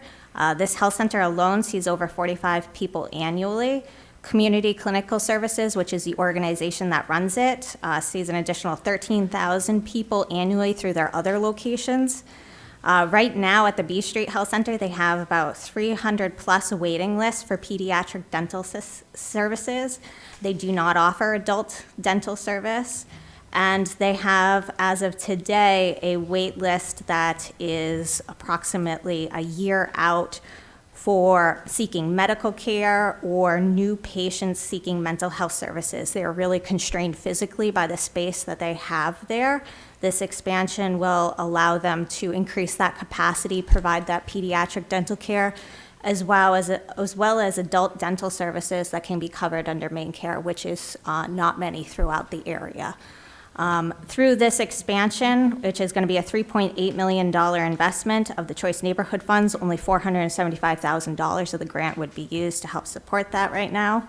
They have $2 million that was awarded to Community Clinical Services through a congressionally directed spending program, and they would be looking to use $1 million in new market tax credits, as well as about $335,000 through Community Clinical Services. A big portion of what Jacqueline has been working on is with Lewiston Housing and Community Clinical Services to get this budget finalized, ensure all the funds are committed, and get that reporting back to HUD so they can approve and that project can get started this year. I think I mentioned 11 new positions that will be created, most of which will be available to people that may not have the skills or expertise. Through our partnership with Strengthen LA, majority of those positions can be filled with those skill sets trained on the job, and so they're going to be available to a lot of residents that are in the area. She also has been working with LA Community Market. Since they are no longer going to be going in our DeWitt commercial space or at 104 Park Street, Jacqueline's been assisting their board with site location to try and identify a new site and help them continue to get their project built. Additionally, outside of just the implementation grant, a role that she has is, if you remember, we have that very large transformation plan that the City Council adopted back in 2019. She also works with other partners in the community to ensure that other commitments that were part of the implementation plan are continuing to happen and track the data around that. I'm happy to report that each year we are tracking our investment in the neighborhood. In 2021, we saw approximately $20 million that was invested in the neighborhood. In 2022, it was at $24 million invested in our Choice neighborhood. And this year is not completed, but our early estimates are tracking about $50 million invested in the Choice neighborhood. Mind you, $24 million of that is the Wedgwood project, and about $1 million is city investment made into the Armory. So that's $25 million that is not associated with the Wedgwood development or city investment. Also, with our tracking, we utilize building permits values that are reported, so that does not capture the full investment. So land acquisition, property acquisition, electrical, plumbing, any soft costs, those are not there. So it's far greater than that, but that at least gives us a baseline and some way to measure what we are seeing and track that investment. Lastly, I think it's, well, two more things. I know that I don't want to keep you guys too long. Landlord liaison program. Jacqueline has been playing a critical role in helping apply for the funding through Maine Housing and helping coordinate our partnership with Project Support You in Tri-County to roll out a program that will provide incentives to landlords to help place some of our unhoused residents here in the community. This program is just getting started. We have one landlord already on board with 3 units that are currently, they're fixing a couple code issues, and then we'll be ready to be tenanted. We will be doing a press release next week, announcing fully the program so that, and contacting landlords directly to make sure that they are aware of this program. And lastly, just to kind of summarize in 2023, because everyone is talking about housing tonight, in our Choice neighborhood, we have 599 units that have either been completed this year, are currently under construction, have planning board approval, or are going to planning board next Monday. That's a good chunk of units. It's 19 units that were completed this past year, 154 actively under construction today, 254 units with planning board approval, and 172 units headed Monday night to planning board. Of this, 145 of those units are affordable. Is there any questions? Thank you for that report. I appreciate your help and everyone else's as well. Tell Jacqueline thank you. Councilor Jelinas. Thank you, Mr. Mayor. Assistant Director Parker, I just want to thank you for that report. I especially appreciate, you walking us through the key, I think there was 6 bullet points that you provided us with in terms of some of those key projects and the work that's being done. This is really a very great report. Thank you for that. You're welcome. Councilor Scott. Thank you. I would concur, and wow, wow. This is very impressive, and I just want you to, from us, thank Jacqueline for all the tremendous work that she's doing. And I wish you all the best on that grant, and let's keep her here, and let's keep moving forward. Thank you. Thank you. Public comment. Back to the council. Anything further, Assistant Director Parker? Madam Clerk, please call the vote. Counselor from Ward 7? Yes. Ward 1? Yes. Ward 2? Yes. Ward 3? Yes. Ward 4? Yes. Ward 5? Yes. Ward 6? Yes. Motion passed by a vote of 7-0. Item number 10.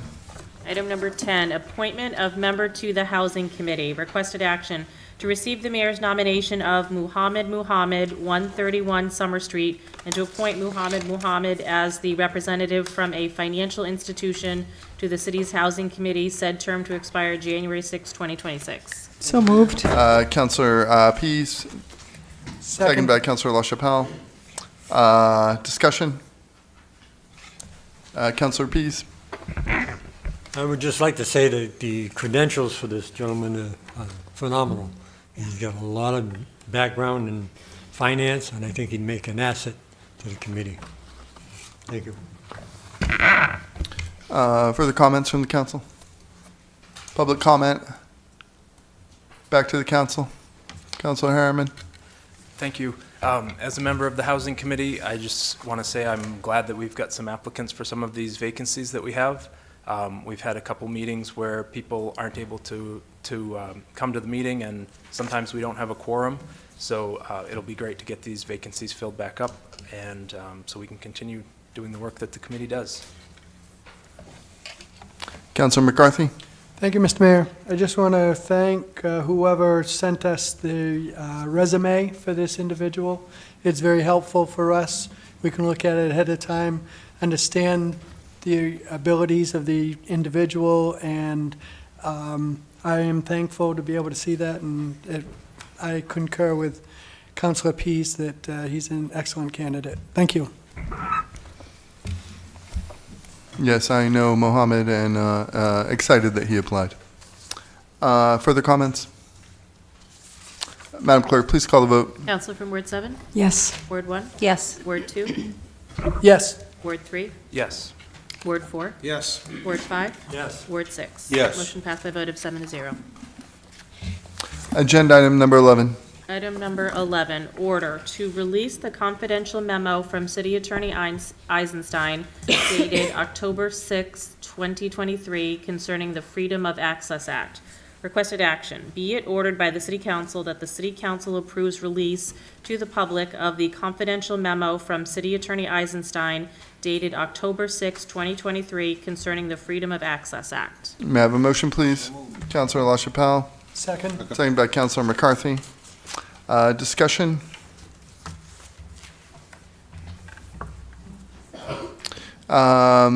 Yeah, so I would like to ask, and any councilor could respond to what is the rationale for disclosing this? Councilor McCarthy? Thank you, Mr. Mayor. 2 weeks ago, charges were brought against some of the councilors, and this memo shows that the charges were unfounded and that this clears our name. It's unfortunate that a hand grenade was thrown into the electoral process a few weeks before the election, but I think it's clear that we need to put this out there so that the citizens of Lewiston can see that we did nothing wrong. Thank you.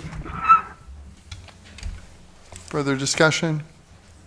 Councilor Harriman? Thank you. So I just wanted to add that we also received a memo from the State Attorney General, and I don't know if you would indulge. I don't know if I want to read it or if somebody else wants to. We're going to keep this germane at this point. Yes, this is regarding the this conduct that is concerning this. Well, right now, I understand, but right now we're talking about whether we're going to make the memo from our attorney, and I just don't think that's the memo that we got from the AG is germane at this point. But the rationale that the counselor gave to release the memo is that it shows that they have done nothing wrong, and the memo from the Attorney General seems to imply otherwise. Madam Clerk, I would like to get your input on this. It's really the council and the mayor as a presiding officer of the meeting to decide that. One second, councilors. Yeah, I disagree at this point. That this is germane to the discussion. At this point, yes, for this agenda item. Anything further to add, Councilor Harriman? Not at this time, thanks. Councilor Scott? Thank you. I was just going to ask if the vote is in approval to release this information, will the full statement be read along with the other statement? I believe that our administrator has copies should this vote be successful. Correct, Administrator Hunter? That's correct. Okay. Councilor Jelinas? I'll be voting in favor of this just because I think that, it's important for our voters, our people, to know what's been going on, but I don't understand if the other memo that we're referencing is not germane to this item. I don't know which item it's germane to. So I would just be concerned. I mean, I am going to vote in favor of releasing this, but I would also want everything to be released. So I just, not to challenge you, Mr. Mayor, but I guess I'm just trying to figure out which agenda item is germane to. Thank you. Further comments from the council before we go to public comment? Public comment for this agenda item. Matt Roy, Ward 6, and as one of the few other former elected officials in this room, notwithstanding I haven't seen the letter, Title I, Chapter 13, Subchapter 1, Sections 400 to 408, which is also known as the Freedom to Access Act, which is the germane law that we're discussing, and I presume that's what the Attorney General is going to be referencing if and when we ever see that, is the germane law. And we've all, as mayor, councilors, former school board members, county government officials, state government officials, are required by the FOAA to have training on this subject. Per law, every term. And the breast neck some counselors seem to have regarding this is appalling. And in conclusion, the Roberts Rules of Order does provide for members of the board to make a motion to appeal the ruling of the chair if they so disagree. Thank you. Further public comment for this agenda item?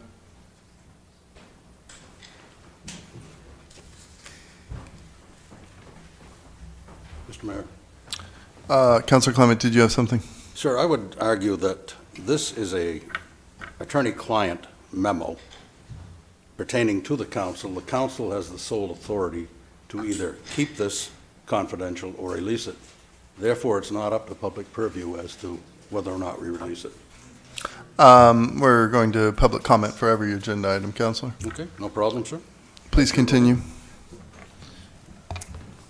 I think, my name is David Rackmouse. I'm a Lewiston resident, fairly recent, just about a year and a half ago I moved here.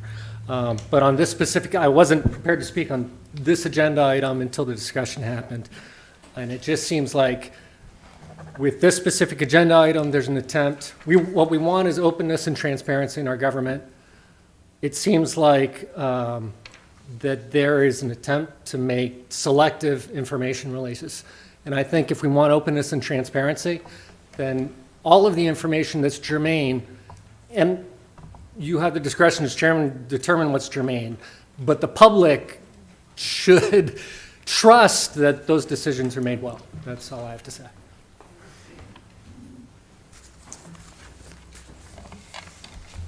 Further public comment for this agenda item? Back to the council. Yes, and I would argue that the Attorney General's memo will become germane for agenda item number 12. Further comments from the council or discussion? Councilor Clement? Yes, sir. I would assume then that you would also say that the response to the Attorney General's memo would be germane from our Corporation Council. Okay. Yeah. Well, you bring up a great question, Administrator Hunter, will we need to vote to approve the response? If the first is approved, then the response to the AG's letter will accompany that as well. This approval will cover both documents? Correct.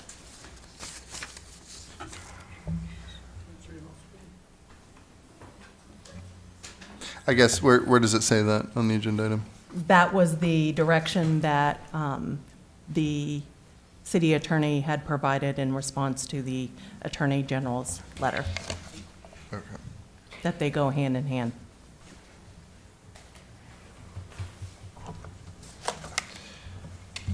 I understand. At this point, I would like a friendly amendment, so that way, I mean, I consider them two different memos. And Madam Clerk, would it be appropriate to have a friendly amendment to add the other memo to this vote? Yes, it would, if the maker of the motion agrees. That was Councilor LaChapelle. Certainly. Okay. And then who is the other? Councilor McCarthy. McCarthy? Okay. All right. So we just now have a friendly amendment to approve both.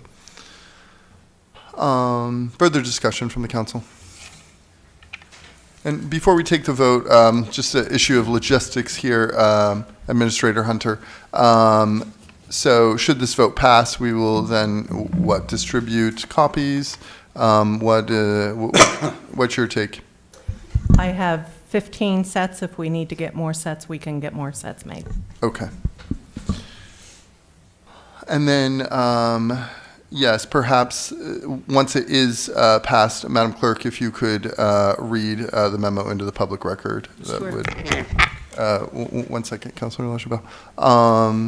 Would that be okay, Madam Clerk? Absolutely, yes. Okay. Councilor LaChapelle, yes. I think you were on the right track earlier, saying that this is all going to come to light in item 12. Concerns of Councilman Harriman, and all these things will probably be read in item 12. So we can repeat it twice, but this will all be coming out in the next issue. So I don't, you can read it, but I don't think there's a need to, because it's going to be read on item 12. Thank you, Councilor LaChapelle. Further comments? Perhaps the order in which we will proceed. Administrator Hunter, we have the original memo from our council, correct? Yes, Mr. Mayor, I'm calling the packet as the memo from the council dated October 6th. Yes. We have the Attorney General's memo dated October 17th, and we have an email summary response from the city attorney dated October 17th as well. Okay. And the letter, and just for the public's benefit, the letter from the Attorney General is already a public document, and we're simply talking about the other two. And I think, Madam Clerk, what makes the most sense is for you to read them in order once the vote has passed. I realize people here will have copies, but our viewing audience at home will not. And these did not make it into the packet. So, and I do understand, Councilor LaChapelle, that they will be, perhaps referenced multiple times during the next agenda item. I think just, for transparency and for clarity, we should just read them in their entirety. If you're okay with that, Madam Clerk. Absolutely, yes, sir. We will make sure you'll have some water at the ready. Excellent. Further discussion from the council. Madam Clerk, please call the vote. Councilor from Ward 7? Yes. Ward 1? Yes. Ward 2? Yes. Ward 3? Yes. Ward 4? Yes. Ward 5? Yes. Ward 6? Yes. Motion passed by a vote of 7-0. Madam Clerk, if you'll indulge us, please. Absolutely. October 6, 2023, memorandum, attorney-client confidential privilege to Linda Scott, Council President, CC, the City Councilors, as well as the City Administrator, from Marty Eisenstein, City Attorney, subject Freedom of Access Act. As Council President and per Section 10 of the City Council rules governing the City Council, you have asked for my views on the limits and scope of the FOAA in connection with one or more councilors meeting off-site. As a starting point, I note that the FOAA is to be construed broadly to satisfy its purpose, which is that the actions of a government agency be taken openly so that the public has an opportunity to participate in the process. C1 MRS Section 401. Meetings that come within the FOAA require advance notice to the public of the proceedings, as well as an opportunity for the public to attend the proceeding. 1 MRS Section 404 and 406. Nevertheless, as stated in Section 401, the FOAA, quote, "does not prohibit communications outside of public proceedings between members of the public body unless these communications are used to defeat the purposes of," end quote, the FOAA. The FOAA governs any and all meetings of the City Council regardless of whether they are regularly scheduled or convened informally, subject to the qualifications set forth in the following paragraphs. First, the meetings must concern the discussion of the business and affairs of the city. In other words, the meeting subjects must involve the, quote, "transaction of any functions," end quote, of the City Council. See 1 MRS Section 402 subsection 2, definition of a public proceeding. Second, a meeting subject to the FOAA is generally defined as a meeting where a quorum of city councilors is present. See MMA Municipal Officers Manual, MMA Manual at Chapter 6. Because the quorum of a council meeting is 4 councilors, any discussion of city business or affairs by 3 or few councilors in a meeting or by any other contact, such as email, generally would not be deemed a public proceeding subject to the FOAA unless a member of the group of 3 were to separately discuss the matter with a 4th counselor.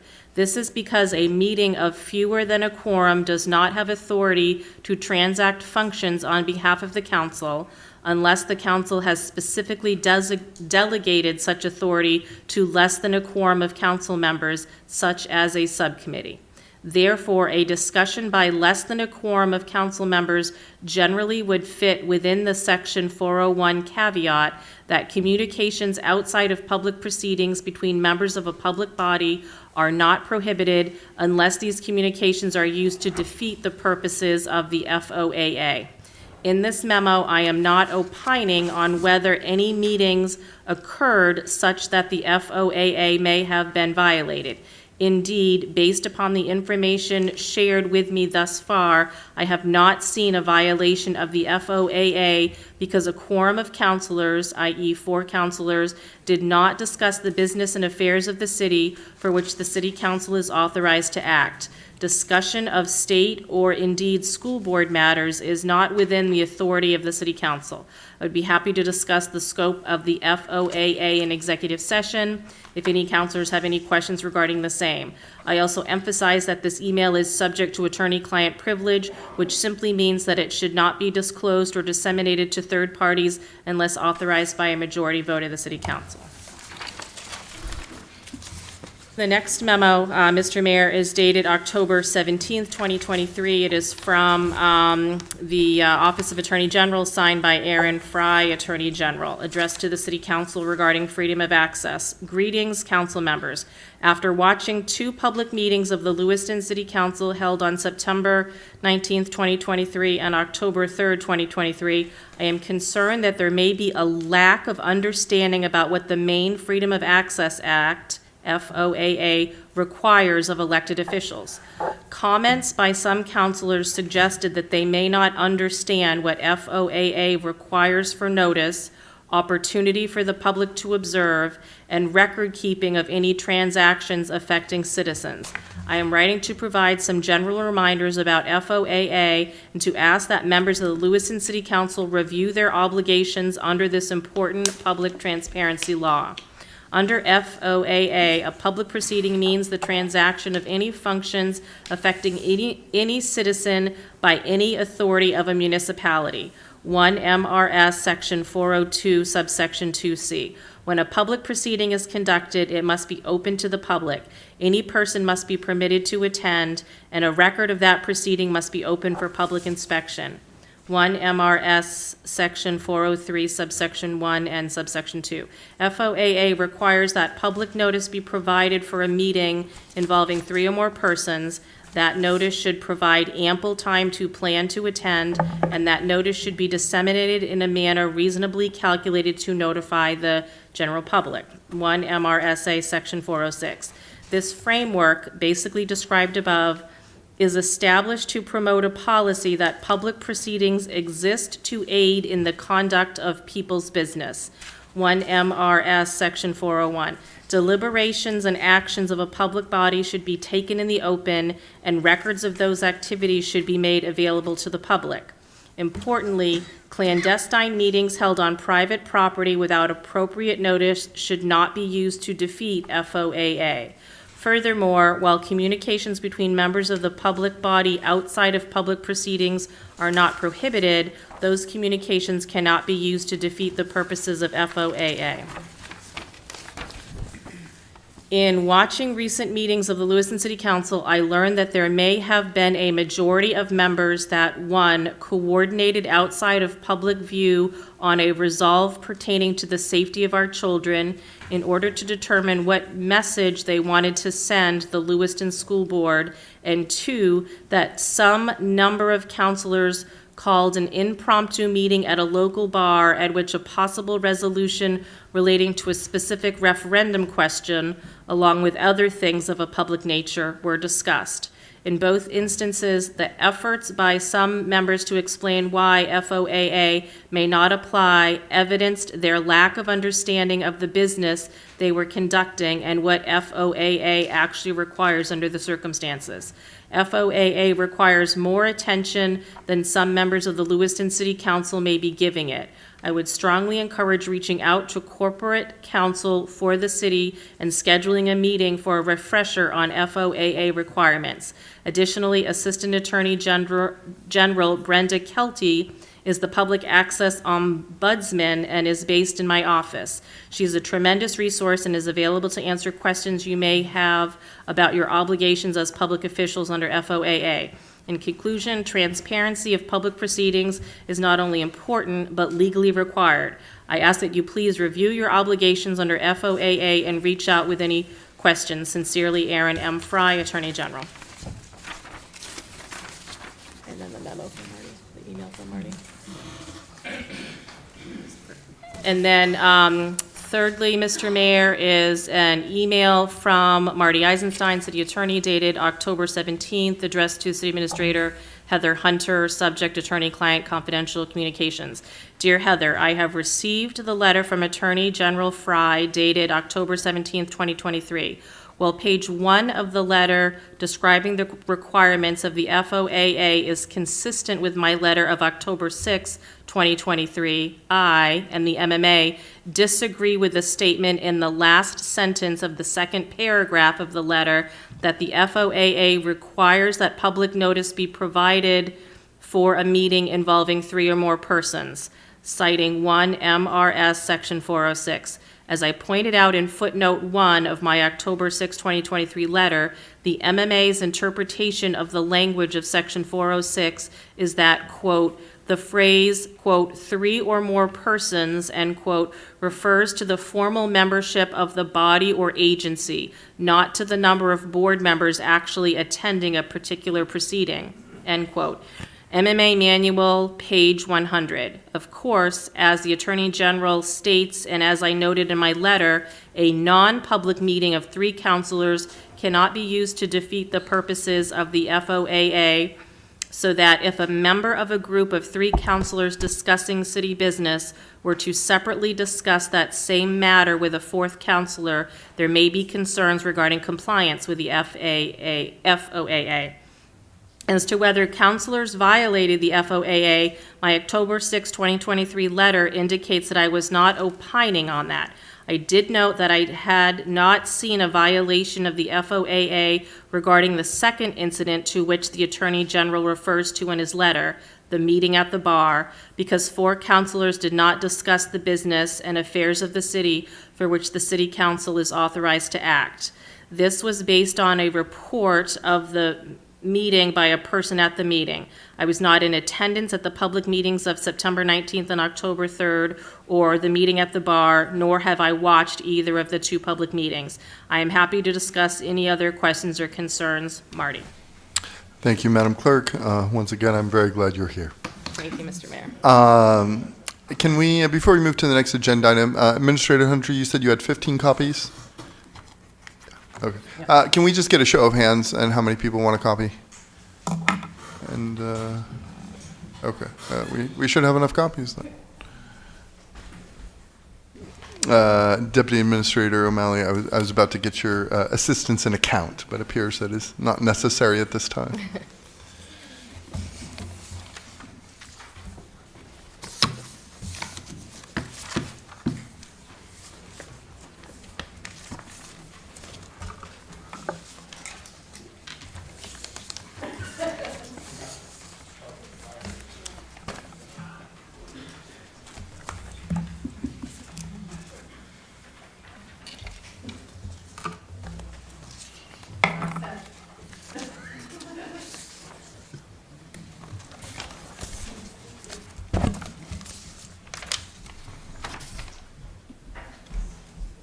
Thank you, Administrator Hunter.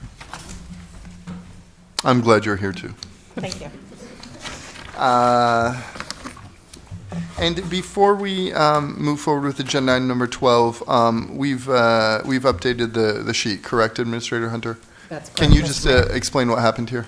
So, again, talking with the city attorney, one of the concerns with the initial agenda item as published, if there was questions, if we rescinded it back to the original vote on vote 3, 2023, that took place on the meeting of January 3rd, there was concerns about the validity of the votes taken since then. So a new agenda, which the city clerk will be reading momentarily, has replaced that for consideration.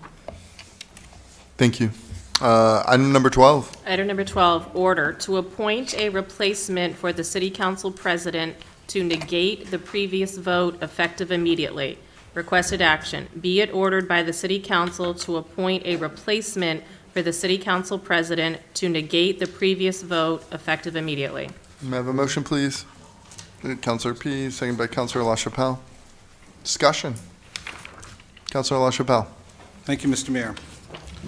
At the end of the last city council meeting, Councilor President Linda Doucette Scott lobbed numerous untrue allegations against 4 of her fellow city councilors, including that we had broken state of Maine meeting laws, exposed privileged information about children, and violated FOA laws and Lewiston Charter requirements.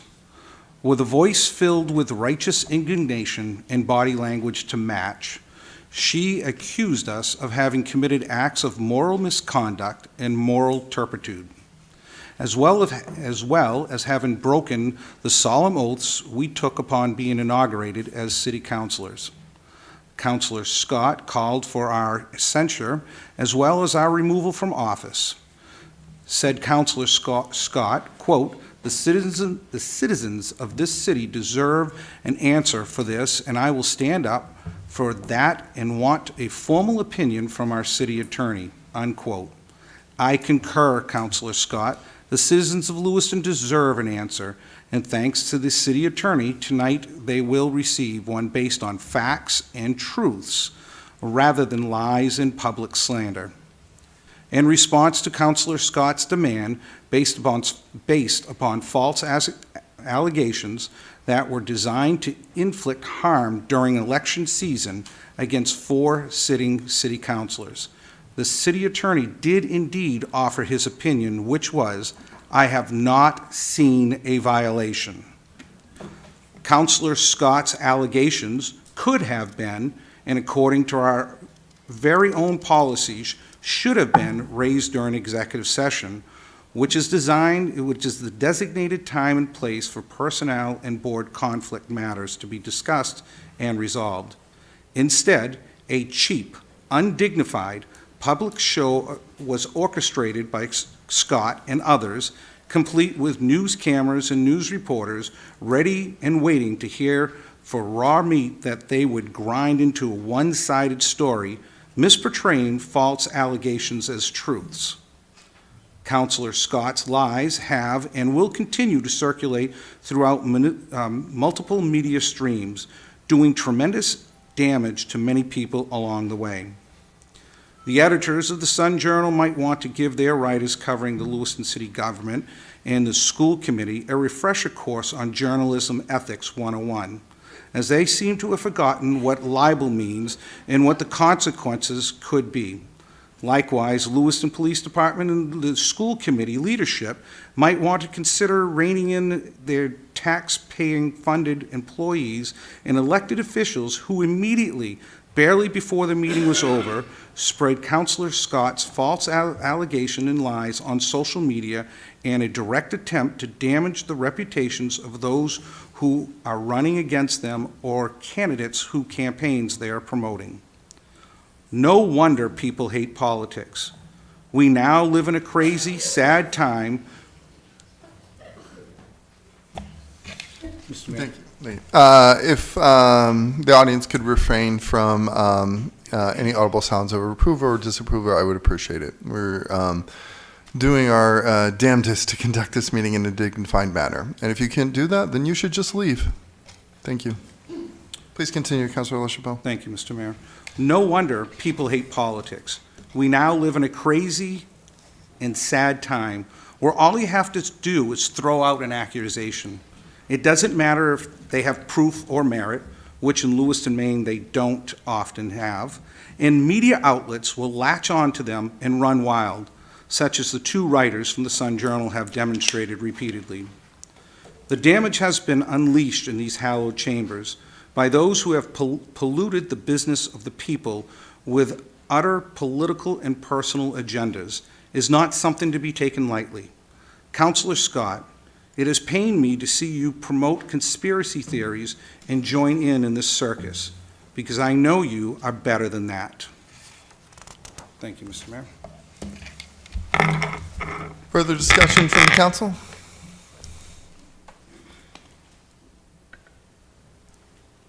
We're heading to public comment for this agenda item. We will have, we're going to observe a strict 3-minute time limit. Thank you. Again, Matt Roy, Ward 3, and like previously stated, being a practitioner like yourselves of these matters. First of all, Section 2.4 of the city charter provides that the council president serves a 1-year term. Sections 2.8, which refer to the city council, 5.2, the school committee, and then 4 and 9, which are basically all the appointed boards.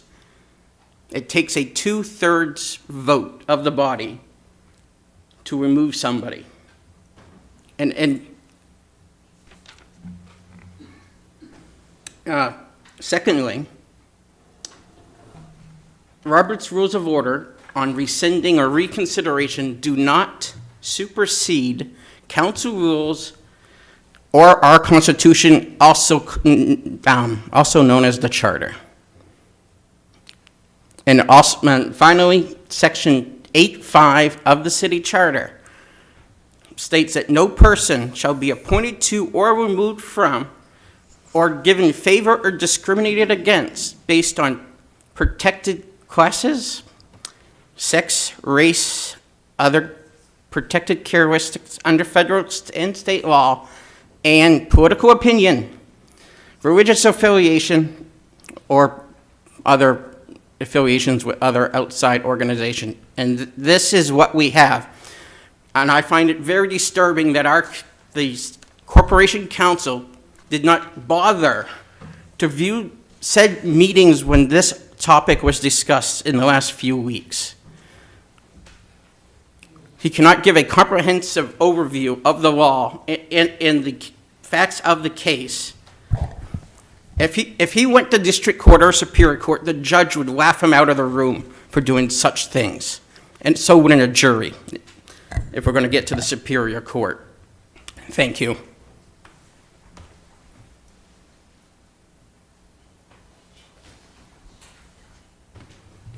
Hi, Luke Jensen, Sylvan Avenue, Ward 5. I've been definitely embarrassed watching these meetings over the last, few meetings that you guys have had. It's not good for the city. Looks terrible for all of us. It's just a sharp departure of when I was on the council with Mark Kerr as mayor. So, I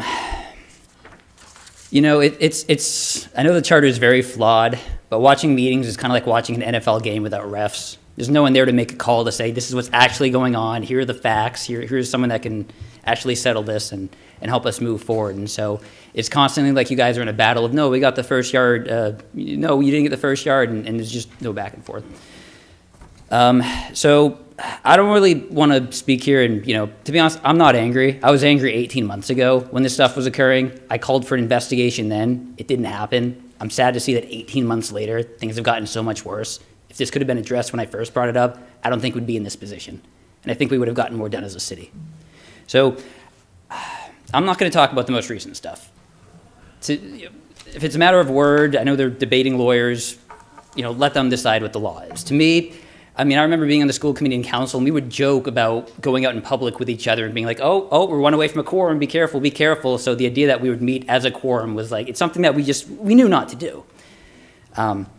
So I don't really want to bring up anything from recent times. I can bring up the stuff from 18 months ago, though. I think that's definitive. There's no question that rules were broken, and I hope the media can look this up from the stuff of April of 2022. There was the time where Leigh Albert was going to be appointed to the planning board or finance committee, I forget. And then you came up for a vote. None of you guys said anything but voted against the nomination. And people were wondering what was going on there. Then we had an email that came up before then. Let's see. Good morning. I've attached the discussed applications. I see 2 choices. 1, contact mayor and ask why he hasn't nominated Mike, recognizing that his nominee for planning board will not get approved, even under the current scope, as long as he continues to pass over Mike. 2, let the matter come up, make no comment whatsoever, and vote Albert down, and continue to do so if he puts her up until he appoints Mike to a position with some significance. W2, probably Ward 2, is in agreement. I will contact W5 prior to the meeting, or at least any vote. Can you guys honestly sit up there and say that you didn't talk about that behind the scenes? Would anybody who is like the Ward 2 or Ward 5, my counselor, can you definitively say right there, Counselor P, is that you guys did not talk about this behind the scene? Can you honestly sit there and say that you didn't talk about it? Because if you can't, you guys broke the law. Then at 21 seconds, there was the other time where you guys were working on a memo behind the scenes. You asked staff to work on it, told them not to tell everybody else, thereby using staff hours, stealing from the taxpayer. And then you asked them to not tell everybody else, including the mayor, until it could be brought up at the last second under suspension of the rules. You guys honestly think that that's okay? Councilor Scott, I have your back. Come on, guys. That's time. Thank you. Further public comment for this agenda item?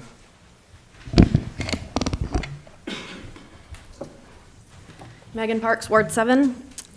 First, I would like to say that in the statement that Councilor LaChapelle just shared, he stated that the attorney had offered an opinion, but on page 2 of the packet that was handed out, the second paragraph starts by saying, in this memo, I am not opining on whether any meetings occurred such as the FOAA may have been violated. So I would think that that would be a misstatement and a lie to say that the attorney did provide an opinion when he's clearly stating he is not providing an opinion. Following up on what Mr. Jensen was just saying, on January 27th, 2022, just weeks after being sworn in preparation of a February 22nd presentation by myself and 4 other community members on a proposal to open and operate a community resource center to provide services to the homeless, from a subsequent Freedom of Information request, there were emails that were released originating with Councilor Clement and including the other 4 that are now being accused, and stating 3 weeks before the presentation was ever even released to anyone that we will vote this down regardless, along with other additional conversation. So that is another incidence of the 4 people planning behind the scenes to vote down a proposal that they hadn't even seen a bit of. Additionally, I find it entertaining and humorous that Councilor LaChapelle sits with righteous indignation and talks about political name-calling and trying to discredit people during an election season when at least 3 of the sitting city councilors in front of me called me out by name with inaccurate information at 2 of the last meetings here. And the row sitting right here, and Tim Gallant, who is also running for a position, have called me out by name repeatedly with information that is not accurate in very clearly orchestrated political attacks to try to discredit somebody right before election season. So you can save the righteous indignation and accusing other people of righteous indignation when you're doing exactly what you're accusing her of doing. Thank you. Further public comment?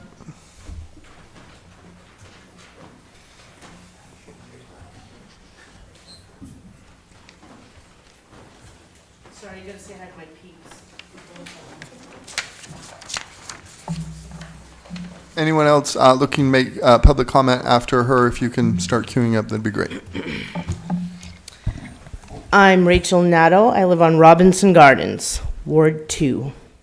Appearances are everything, aren't they? Tonight I'm here to address the voters of Lewiston, all of you and the people watching. Right now, in our city government, there are 4 men who hold the power. They've made it their mission to reduce the already limited power of the mayor, hold illegal meetings to discuss city business, and my understanding is even potentially private student information.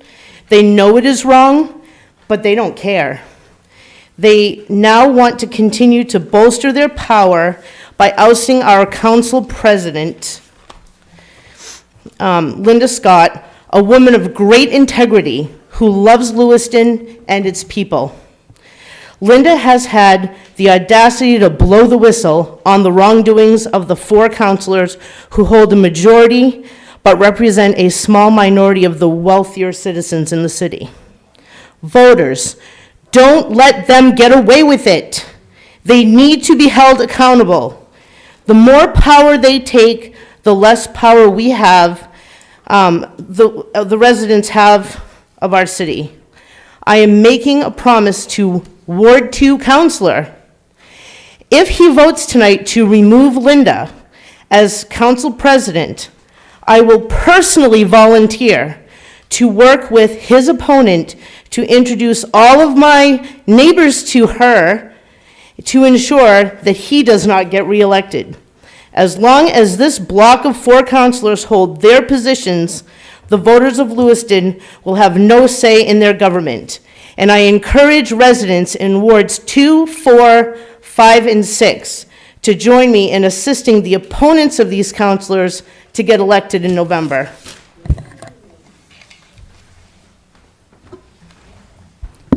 My statement will be nice and brief. Ignoring the vaguely misogynistic comments about President Scott's... Please introduce yourself. I'm Hunter, Ward 7. Ignoring the vaguely misogynistic comments about President Scott's body language and irate tone, suggesting that President Scott mentioning these allegations was politically motivated is clearly a pathetic attempt to avoid accountability. Please drop this resolution and stop embarrassing our city.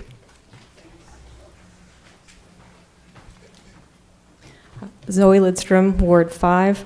I didn't come up here with any prepared remarks. I just am very disturbed at the allegations. I'm a relatively new Lewiston resident, about a year now. I had heard tell of some of the previous allegations that one of the earlier commenters brought up in 2022 that disturbed me at the time, and to hear that these allegations have been brought forth again, I was disturbed enough to come out to this meeting, my first city council meeting, so thank you for the opportunity. And I just want to say that meeting clandestinely without giving people the opportunity to attend the meeting disenfranchises all voters. And that's just incredibly disappointing. I also want to point out that the idea that Linda Scott having brought this up at this time being politicking, it simply seems timely since it happened recently. So I don't think that that seems to have any bearing on the issue. Thank you. Hi, I am Kristen Cloutier. I live in Ward 4. And since we're talking about Council President Scott, I want to actually spend my 3 minutes talking about Council President Scott. So I have had the distinct pleasure of working with Council President Scott for at least the past 10 years. I served on the Lewiston School Committee with her for 3.5 of them. And in addition, she and I collaborated when I was City Council President myself, and then our sitting senator, in hosting a pedestrian safety forum in November of 2016 in response to the death of a Lewiston Middle School student. Because back then, convening residents on the issue of public safety wasn't the political lightning rod it is considered today. It is merely what you did as an elected official to represent the best interests of your constituents, and some of us still believe that. Linda and I represent very different ends of the political spectrum, yet I consistently find myself turning to her for advice. She helps me to understand a perspective that I may not otherwise encounter, and she does so without any attempt to change my own perspective. She is respectful and nurturing and offers sage wisdom without even knowing it. Linda has been an exceptional colleague, and I have learned a great deal from her about patience, civility, and service. She holds me accountable in ways that are not always comfortable, nor should they be, because I didn't choose a life of public service to be comfortable. Linda Scott is a trusted and well-respected community leader. She has much experience in the field of education and great personal knowledge of our local community. By combining these two areas of expertise, Linda is able to successfully analyze the implications that new initiatives and mandates will have on our school district and city in a way that few others can. Linda builds community by bringing people with varying viewpoints to the table to help solve problems. She is selfless and thoughtful in her consideration of community issues, and generous and caring in her approach to difficult yet necessary conversations. I know that Linda loves this city fiercely, and when you love something that much, you hold it to the highest standards. Linda wants more for this city than is currently being accomplished, and she isn't afraid to point out why those accomplishments aren't being made. Sometimes that can be hard to hear, but the residents of Lewiston deserve nothing less from their elected officials. And this is precisely why she has been elected every single time she has run for office. Courage and tenacity are exactly what her constituents and the people of this city have come to expect from her. They are values each of us should strive for. Linda walks the walk. The values she espouses in these chambers are the same ones she wears on her sleeve when volunteering for citywide cleanups or celebrating the work of other community leaders at various events. We need more people like Linda Scott to not only sing our praises when we soar, but to hold us accountable when we fall short. That's time. Thank you. Thank you, Council President Scott, for seeing the potential the city holds and for always reminding us that we do not have to settle for That's less. time. Thank you. Good evening. Bill Coffin, Lewiston Ward 6. To mayor and councilors and all the other people. I'm going to be a real short. Our city attorney did not give an opinion, but the Attorney General for the state of Maine did. And he pretty much said, our mayor and councilors need retraining in the FOIA, they call it now. And which is saying you didn't follow the law the last time. You need training to make sure you follow it in the future. Thank you.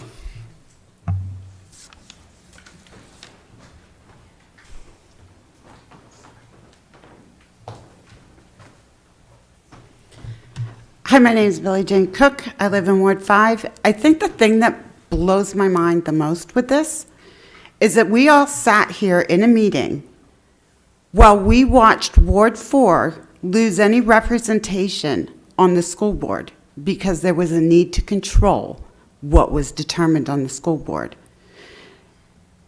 And now, what was decided at that meeting by the majority vote was that we'll wait for the next election.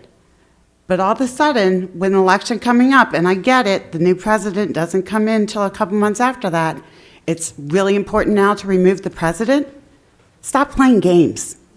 Start looking out for the city and grow up.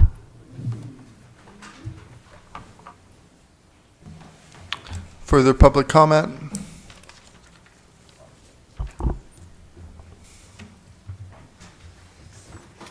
Back to the council. Councilor Harriman. Thank you. So some of the speakers outlined some of the previous issues that we've had with some councilors not seeming to understand what the FOIA requires. You can see that just at our last, 2 meetings ago, September 19th, we had a resolve about Maine Inside Out that was to direct the school committee to to do something regarding them. It was put on our agenda more than 2 days after the deadline, and when I asked our administrator about that, she said, quote, "I was told that there was a majority of the council that wanted to put that on," end quote. I further questioned why she would still do that. Quote, "But if the city council has a majority that says that you all agreed to police each other, staff was not to police the city council rules," end quote.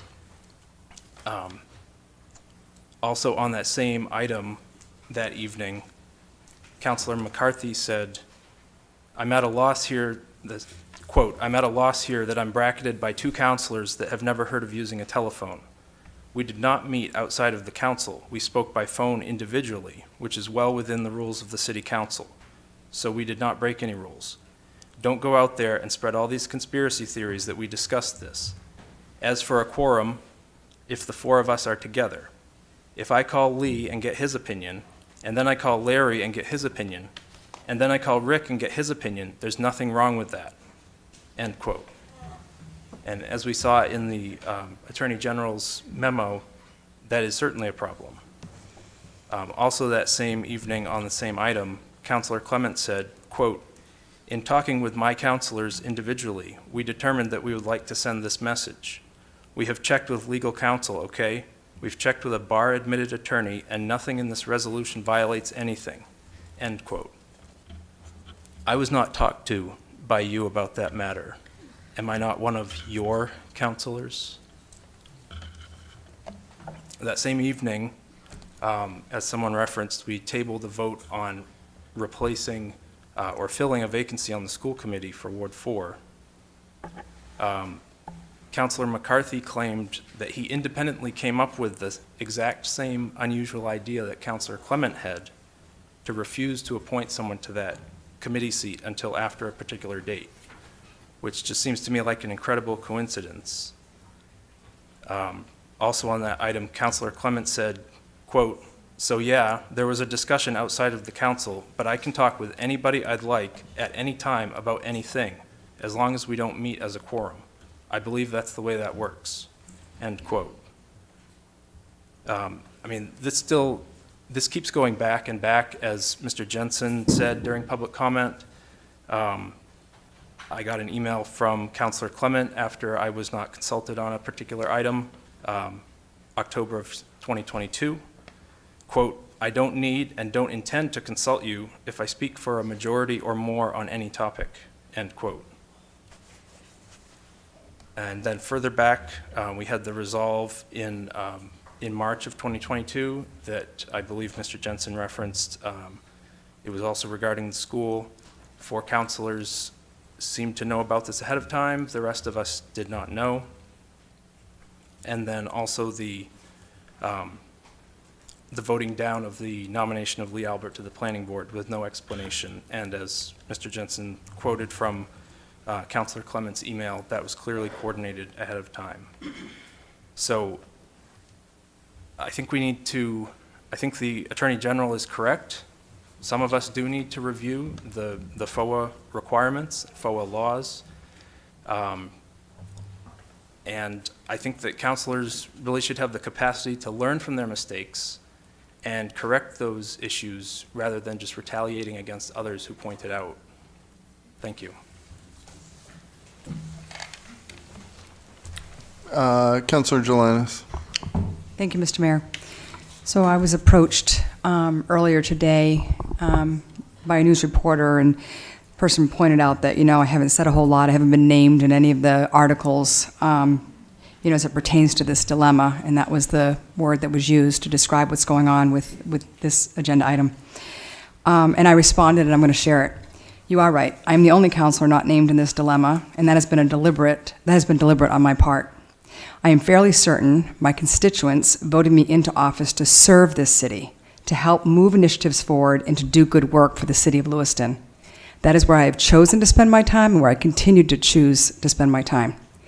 That being said, this dilemma is unfortunate at many levels. Politics do not belong at municipal government levels, and however, the current presence of politics within our city chamber could not be thicker. A request, after some concern, voiced by our city council president to consult with legal has blown up.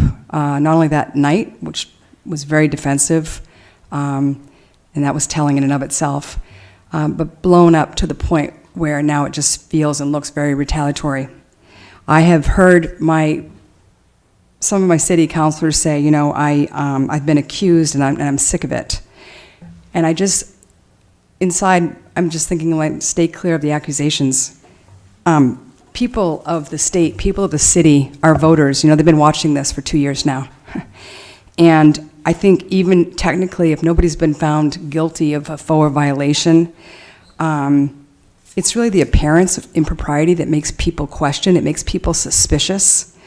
So I think when you continue to skirt close to the line, you know, more than once, that results in conversations. And, you know, one of our speakers today mentioned, one of our public commenters mentioned that, you know, not giving everyone the opportunity to attend, and that's not true. There's, you know, Councillor LaChapelle has done an open invitation, so it's not like we're not invited. Some of us, I speak for myself, choose not to attend because I did my initial FOA training with Luke Jensen 4 years ago, and I took it very seriously. And I don't want to have my integrity questioned. I don't want to fall into this category of being accused, and I think there's a way out of that. It's pretty simple. It is my hope, really, that transparency and facts, coming from different opinions, of course, that these can continue to be brought forth, and we can change the direction from this complete division and dysfunction to a place where we can do some actual work that we've all been elected to do. And I feel like I just want to finish my comments by apologizing to some of the taxpayers, because I think this has been an incredible waste of tax dollars. Thank you. Councilor McCarthy. Thank you, Mr. Mayor. First, a little context. I was the swing vote that appointed Councilor Scott to the council's school committee representative. I also voted to elect her council president. In fact, I believed in her so much that I even tried to get her to run for mayor. Up until recent events, she had taken the responsibilities of her 2 extra leadership positions very seriously. Unfortunately, her vicious, lie-fueled political attack at the last council meeting negates her previous accomplishments. To level completely unfounded accusations at her colleagues 5 weeks before an election is unconscionable. To intentionally interfere with the election is unethical and unforgivable. No matter what the outcome of tonight, you can't unring the bell. Damage has been done. Voters have already started to cast absentee ballots. If not for the quick response from the city attorney, we, Councilors LaChapelle, Clement, and myself, would not have been able to clear our good names in public forum before Election Day. For those who missed the plot twist, there was no secret meeting at the cage. Nothing privileged was discussed. No acts of moral turpitude were committed. Ward 1 City Council candidate Josh Negin, whose words were distorted and weaponized by Councilor Scott and those behind her, will confirm that for anyone who wants to hear the truth. The proper way for Councilor Scott to handle her concern would have been to talk to the city attorney first, and then and only then she could have made any valid charges against the councilors public. I would have respected her integrity in handling these accusations. Instead, she chose to be a political operative and put on quite a show in the council chambers for all to see, even going so far as to use the term moral turpitude to stir the pot. For those who don't know, the definition of moral turpitude is an immoral act or commission of an immoral act. How low can you go? Not just illegal acts, but immoral acts to boot. Talk about a smear campaign. Councilor Scott's actions against her fellow councilors are beneath the dignity of the position of council president. We, the councilors in question, have been attacked repeatedly over the last 2 years, both inside these chambers and elsewhere. As we have watched our good name smeared with lies in both print, social media, we have tried to take the high road as much as possible by not responding and not allowing the constant stream of sideshows to derail our work here on the council. Councilor Scott, in a gross misuse of position and power in the service of ulterior political motives, took these attacks to a new low, however, by calling for punishment against fellow councilors for crimes we did not, and the city attorney says we did not, commit. The only act that demands punishment here is yours. Councilor Scott, the act of lying about the actions of others for the purpose of inflicting harm, actions have consequences, and with regret, we need to move to replace Councilor Scott as council president. Last of all, I want to apologize to two planning board members, Josh Nagin and Amy Smith. They were swept up in this political fiasco, and I should not have publicly called them out at the last meeting. I'm sorry for that. Thank you.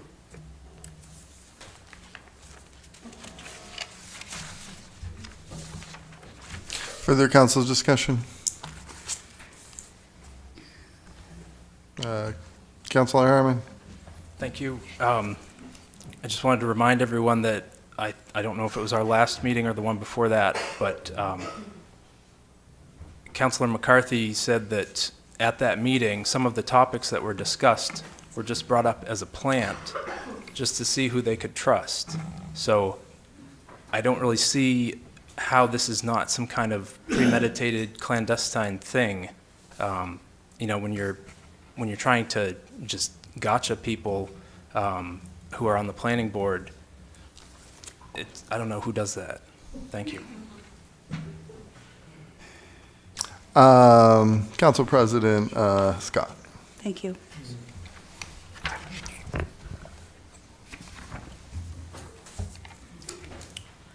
I have a lot to say. I wrote pages, hundreds of pages of notes of things I want to say.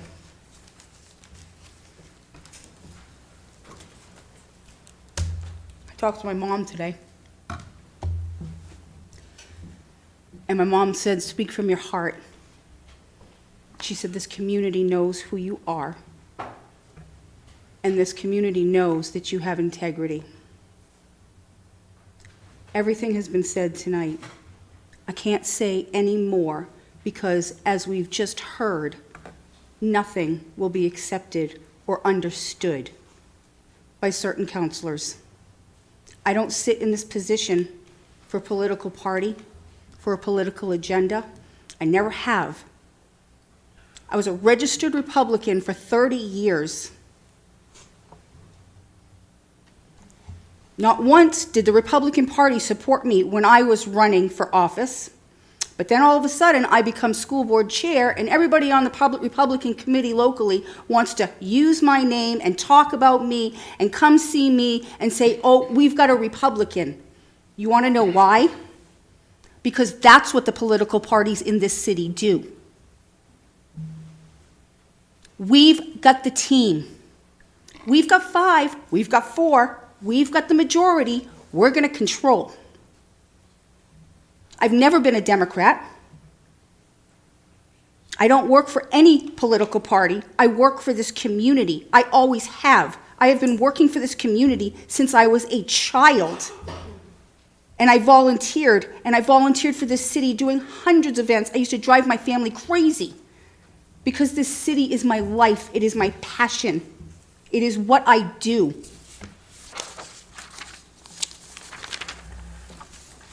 Actions have consequences, 100%. I stand by everything I said. I live by the rules of governance. I have been doing this for 12 years. I have attended Boston College for Women in Politics and Public Policy. I have attended Maine Municipal Association training events on FOIA and governance. I have done it as a school board chair. I have done it as a city councilor. I have done it years and years, and I stand 100% by what I said. This, Lewiston, is what happens when a majority has control, and they do have control. They've been controlling it for 2 years. They tell us very, very, very frequently that we have the votes. We're going to do it. And I sit up here and I don't have the voice for my constituents, and I feel that half of this community doesn't have the voice that they need to have in the public process of what this city needs. This is why we're not moving forward. And this is why I am not running again. I'm done. I will stand out my term, I will stand firm in what I said, and I will look you all in the face and tell you that I am happy with what I did. Thank you.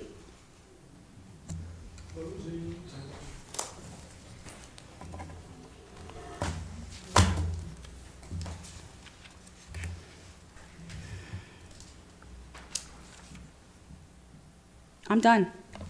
I'm done. Thank you, Councilor Scott. I appreciate your service to our city. Further discussion from the council?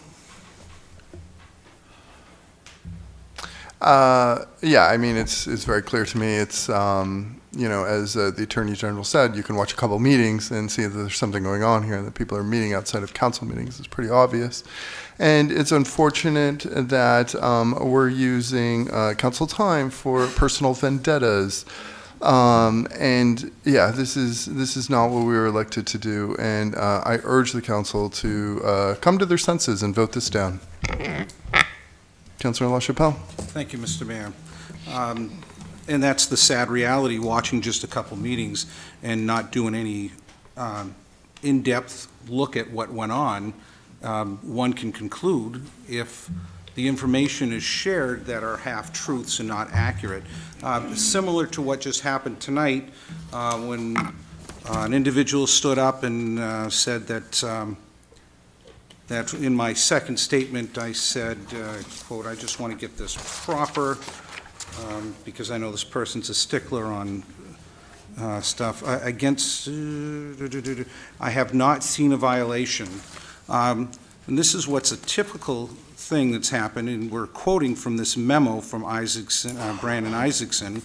In this memo, I'm not opining on whether any meeting occurred such as a FOA may have been violated. Indeed, based on the information shared with me thus far, I have not seen a violation of FOA because a quorum of city councilors did not discuss the business and affairs of the city for which the city council is authorized to act. So what you just heard tonight was a typical ploy and a typical move to change a narrative, to get up and grandstand and say, and just try to change the narrative to make somebody look bad. And that's just a typical way that things have gone on. So when we state, again, I apologize, I'm taking notes, that, again, Councilman Harriman did it tonight again, that this council directed the school committee. This council did not direct the school committee at all. Quote, directed the school committee. We did not. He told us that we should learn from our mistakes. I would hope that he would take that to heart also. And the sad reality of this whole thing was, this was supposed to be, when I invited everybody, right here from the seat, invited everybody to attend down at a local establishment. By the way, I like the sign. Keep it up, that's a good sign. For all of us to attend a celebration of the accomplishments that we were able to do. Even though we seem like a very dysfunctional family, this council has accomplished more than a lot of councils have had in the past. We have changed over 1,000 zoning ordinances, and I'd have to say on the majority of it was 5-2, 6-1s. The majority moved forward, and it was a great effort. So this undoubtedly was a celebration just for anybody to come down and just celebrate our accomplishments. In a short, very short period of time, we've made a profound impact on the city of Lewiston for development, from people having bees or chickens in their backyard, for putting a little shed, you don't have to pay a permit. All these things, we've done great work on this council. And it's just saddened me that, again, we just continue, even tonight, to get these half-truths that continue to come out. Thank you, Mr. Mayor. Councilor Clement. Thank you, Mr. Mayor. I've been pretty silent here tonight. I've listened to a lot. I've seen a lot today, social media, different things. The word integrity keeps coming up. Our council president just used that when she spoke. I don't believe integrity in its definition includes lying, defacing, defaming, deceiving, embellishing with half-truths. The word integrity was put up there as sometimes requires doing the right thing. Well, I don't think the right thing was done in this particular instance. The right thing would have been do your due diligence first. Find out whether or not you actually had an actionable complaint. Turns out you didn't. But yet you threw a bomb at everybody. You defamed 4 of your fellow councilors. You slandered us, madam. You slandered us. And I don't think that's befitting the council president. I've lost confidence in your ability to lead this council. That's all I'm going to say, Mr. Mayor. Thank you. Councilor McCarthy. Thank you, Mr. Mayor. One of the things I'd like to point out is our attorney, in concluding that we did nothing wrong, based his... If you can please be quiet, that'd be great. Based his opinion on information provided by Planning Board member Josh Nagin. And to put it in context, Josh Nagin came out in the paper a week or so ago with a letter to the editor supporting all of the candidates that are running against us. So, Mr. Nagin, you can't question his take on this because he's not for us. But yet he told the truth. And the attorney took that truth and determined that we did nothing wrong. And so we just needed to put that into context, that the information given to the attorney was from someone that is not one of our supporters. Thank you.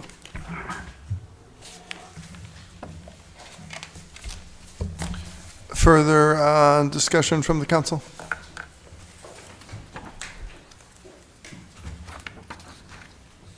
Madam Clerk, please call the vote. Counselor from Ward 7? No. Ward 1? No. Ward 2? Yes. Ward 3? No. Ward 4? Yes. Ward 5? Yes. Ward 6? Yes. Motion passed by a vote of 4 to 3. Agenda item number 13. Item number 13, resolution to censure City Councilor Scott Harriman of Ward 3. Requested action to adopt the resolution to censure City Councilor Scott Harriman of Ward 3. May I have a motion? Councilor P.E., second by Councilor LaChapelle. Discussion.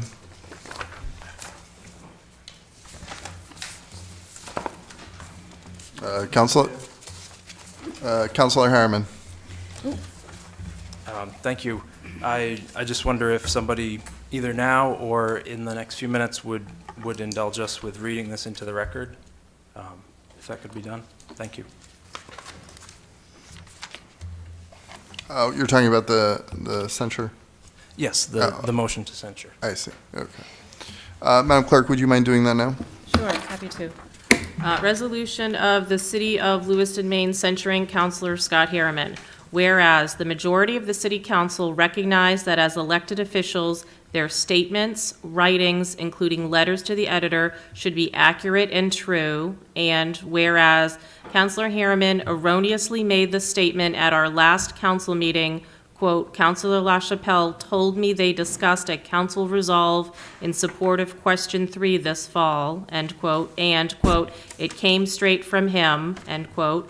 And whereas Councilor Harriman knowingly changes a sentence and/or eliminates a word in a conversation just to change the meaning so the narrative is more in line with his personal agenda, and whereas Councilor Harriman repeatedly writes letters to the editor and/or statement to the paper and social media maligning other councilors, knowing the statements he made are not accurate and true, and whereas a censure is an expression of displeasure concerning the conduct of a member of the governing body, now therefore be it resolved by the majority of the Lewiston, Maine City Council, Councilor Scott Harriman is hereby censured for his deliberate misrepresentation of facts and willful attempt to malign the integrity, character, and reputation of a fellow councilor, and by bearing false witness against fellow councilors.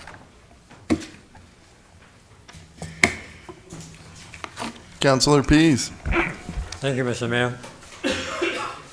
Now, after being accused of doing unethical things by using accusations, innuendos, and basic lies without knowing the truth and the fact of the matter, this being my last few months, I would like to set the record straight. Before the end of my term. To my constituents, to the citizens of Lewiston, I would like all of you to know I had your best interests in mind, not only for Ward 5, but for the whole city. I have worked, lived, and served the city for 50 plus or minus years. In the past, I was a code enforcement officer for the city, housing rehab specialist for the city, school board member for the city, chairman of the school board for the city. I would just like you to know that now that I'm a councilor of Ward 5, it's just one more thing that I do for the city. I take a lot of pride in the city and what I do for it. People that know me personally ask me, why didn't I stand up when those things were said about you? Well, the only thing I can say is I didn't want to get into a childish argument with them about it. We should be doing the city's business that we were elected to do. This is why, if you don't know by now, I am not running for re-election. It should be clear to you. The only thing I ask is that you will take the time to go and vote. There are more 30,000 people plus or minus that have ability to vote in the city. And on the average, 15 to 20% are the only ones that show up. So that comes out to about 5,000 votes. 5,000 out of 30,000. Sad. But those 5,000 are dictating what happens to the city.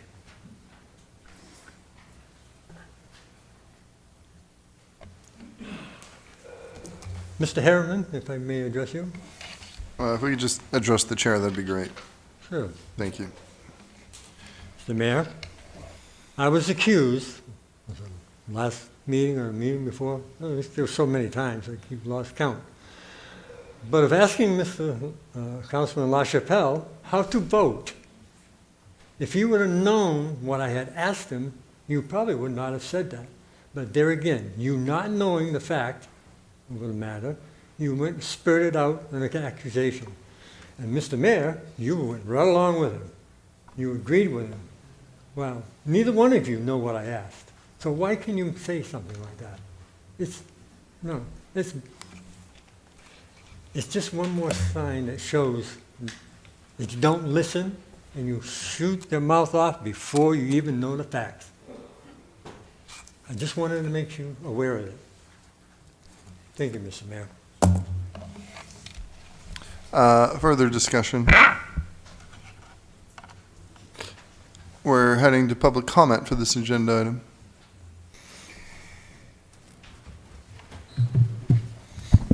Hi, David Racknells, Lewiston. I spoke earlier. I think I mentioned I'm a new Lewiston resident for the last year and a half, and one of the things that attracted me to this community was its diversity, and I think that's one of its strengths. There's a lot of different voices that need representation, and you have to speak forcefully. All of those voices should be heard, so thank you for the opportunity to have these public discussions.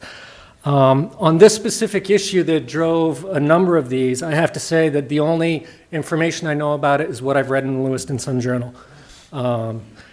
So it seems to me that there are some legitimate concerns about governance that need to be considered when we're talking about all of this. And it's important those should be discussed publicly, which we're doing tonight, obviously. But this resolution, at least, this is the one I focused on, it doesn't seem to get anywhere close to those issues. It's gobbledygook, it's incoherent. It seems like to be based on personal grievances. And we would expect that our city leaders to rise above that kind of pettiness. Get some thicker skin. I mean, everyone likes to play the victim these days. You have the power and you feel like you're being victimized. Just get some thicker skin, get on with the people's business. That's all I have to say.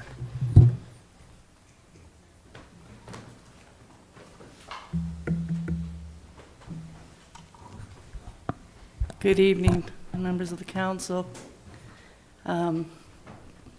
Mayor, I used to speak as a private citizen, basically. I have heard the comments back and forth. It's sad. I'm sorry, did you introduce yourself? Oh, I'm sorry, excuse me. I'm Susan Charlet from Ward 3. Thank you. And I speak as a private citizen. I've heard the comments back and forth. I can only speak in my own experience, and I think of how, to my mind, Mr. Harriman has acted in the most, I don't know how to describe it. I think of a situation where I needed to call him about something, and there was a situation that came up. And I won't go into detail here, but he acted in the most professional manner. He acted in the most courteous, the most kind, as a true city councilor. I'm like, yeah, this is what I voted for. This is what I got. And it was so refreshing to see to see this in action, and how much I really appreciate that. And that in my view, Mr. Harriman is a true councilor. He's a true city councilor. I see him around town. I have observed him talking to numerous different people. He listens. He gives his attention, and that in the very face of it, that's all you need. That's what's asked of each and every city councilor. That is just my viewpoint on this. Thank you.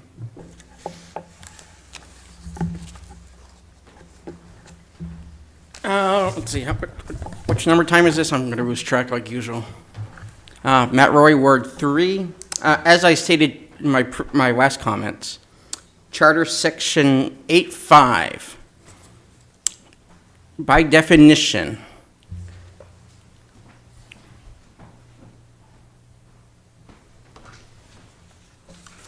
precludes this question to even be on the agenda. 8.5A to be exact, because there are 3 paragraphs. Sorry. Again, council rules. Now, here's the high irony of everything. Section 16 of the rules provide that which is the only document that the city has, charter and the council rules, on the last section of the rules, mind you, where censure is even mentioned, and it's in breach of confidentiality, which is the underlying premise of why we're even here. And just because an elected official is an elected official, they do not abdicate their First Amendment rights. If somebody feels maligned, that's on you, not them. Look in the mirror. Thank you.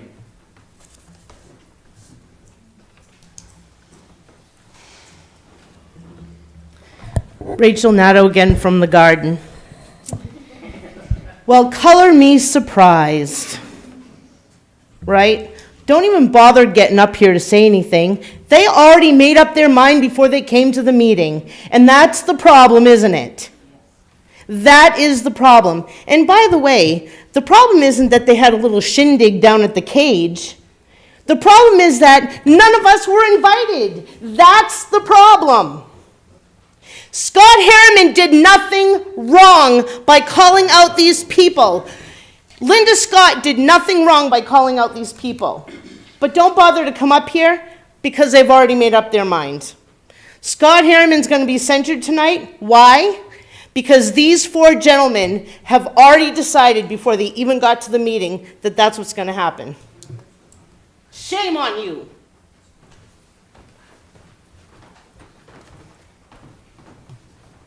Carrie Jaded, Ward 2. I'm frankly a little disappointed that no one has actually challenged Councillor Harriman to a duel. That is, after all, the time-honored path for those whose concern for their own reputation, narrowly defined, supersedes all other concerns. If that path had been followed recently, Councillor Harriman would have been called upon to name his friends. Some of us here tonight are proud to stand as his friends. But while we are spending our precious time tonight debating whether to censure a city councillor for loving democracy, crucial challenges facing our city are going unaddressed. Those so concerned with their reputations might consider how it looks for the council to fiddle while children sleep in tents, to squabble over petty grievances while a few overworked souls take on the full burden of confronting our overdose crisis. Better yet, they might consider how it feels to be waiting for serious action from people who resolutely refuse to be serious. Meanwhile, I hope Councillor Harriman will wear his censure as a badge of honor. Excuse me, thank you. Billie Jane Cook from Ward 5 again. I have to be honest and tell you, when I read this on the agenda item and I read the resolution that was in there, immediately what went through my mind was that resolution had been written as a part of a Monty Python script, and it came from the Ministry of Silly Walks. But what really shocked me about it was that the very last city council meeting, one of the councilors acted like a 2-year-old, said no, made fun of Scott Harriman, and now is about to vote to censure him with the rest of the other 3. And I find that unsurprising and upsetting. And I can't believe that this is what we're wasting city council trying to decide.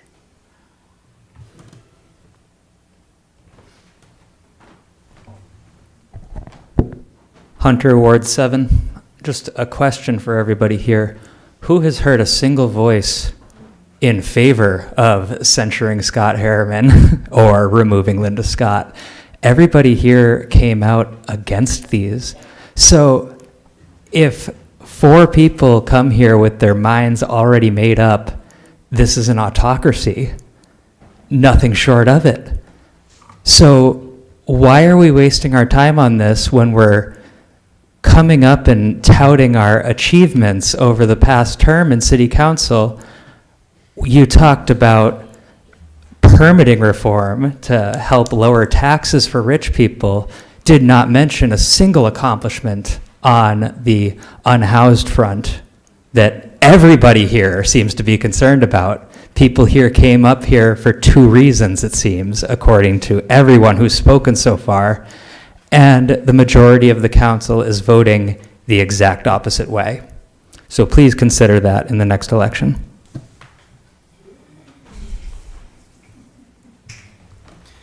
Amy Sanchez, Ward 3.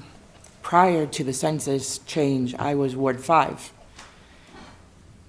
I hear a lot about censoring, and I don't like that opinion, and you're wrong. But unfortunately, all of you took an oath to represent your constituents. Mr. Pease, I know that you have tried, but honestly, I have a pet pantry in the middle of the tree streets. Up until the ward change was done, that was your ward. Not once have you visited. Not once have you seen what we do every day. I don't want to hear about, you're being accused of things, because I don't think many of you are upholding the oath that you took. It is ridiculous that we sit here and squabble. I heard on the last committee meeting, this is like high schoolers, this is childish. This is childish. This censuring the counselor who has a difference of opinion of you is childish. You don't like it, that's fine. You don't have to like it. Nobody has to agree with anybody. But you do have to get along and work for the city that you got voted for. That means addressing the homeless situation. That means talking to the constituents in your ward. Councilman Harriman, he and I talk all the time. Not only are we on the housing committee together, he's been to the pantry. He sees what I do. The mayor also has been. I've also had senators.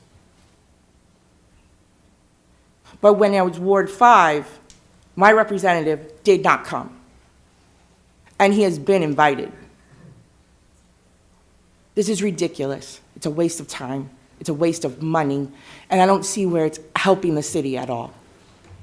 You want to help the city, quit squabbling about what to do about the homeless, because, oh my God, if we just send them all away or we don't address it, they'll go away. That's not going to happen. Do something important, because for 2 years, all we've heard is squabbling. Thank you. Further public comment?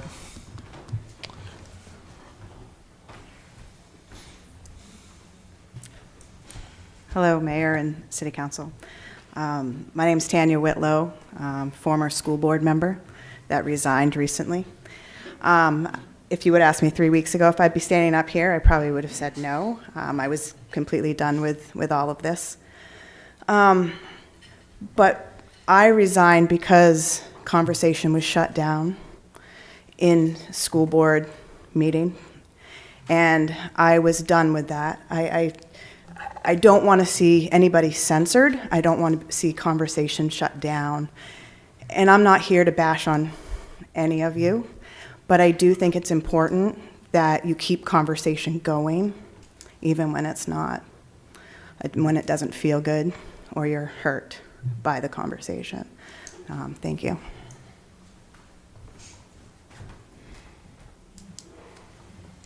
Further public comment? Back to the council. Councilor Jelanis. Thank you, Mr. Mayor. So, much like agenda item number 12, this one also feels a little retaliatory. As I read it, all I could think of was this is an example of the pot calling the kettle black. And I frankly just, I don't always agree with Councilor Harriman, that's for sure. But the one thing that I've noticed in serving with him over the past couple of years is that he is voice of reason. He's very level-headed. He doesn't yell, he doesn't bully, he doesn't threaten, he doesn't name call. He might maybe mix words a little bit here and there, and I think that, certainly can get called out on that. I would if he did it to me, But this just seems unnecessary. It seems really, really over the top unnecessary. And I feel like what I've noticed about Councilor Harriman is that he likes to ask questions. He likes to get clarity, not just for himself, I think, but for you all. I've seen him do that time and time again. Sometimes it's about accountability, sometimes it's about gathering information, but that's what I've noticed is one of his strengths. And generally when that happens, he's not answered. He just gets a blank stare. And that's been my observation, and I think that that's why, for me, this feels very much like the pot calling the kettle black. So I will not be voting in support of this. Councilor Scott. Thank you. I'm just going to put out there publicly that I will not be voting to support any censure for Councilor Harriman. I, too, think that this is part retaliation. And I would like to put it out there also that, and this is public information, Had this council had their way, they would have also removed me from my school committee seat and rescinded that vote as well. They added that. That was originally to be on the agenda as well. This is retaliation.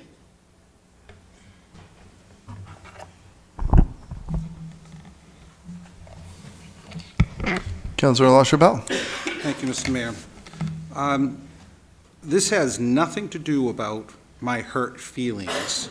This has nothing to do with taking away Councilman Harriman's right, his constitutional right to speak. This has everything to do with truths. The fact of the matter remains, we heard it again this evening, that Council Harriman continually misrepresents, leaves a word out, adds a word here to change the meaning to fit his narrative. I have no problem if Councilor Harriman and I disagree 100% on any topic, and I'd be happy to debate him on any topic. Occasionally we agree on topics, but I have a problem when somebody gives half-truths and is not accurate in their statements.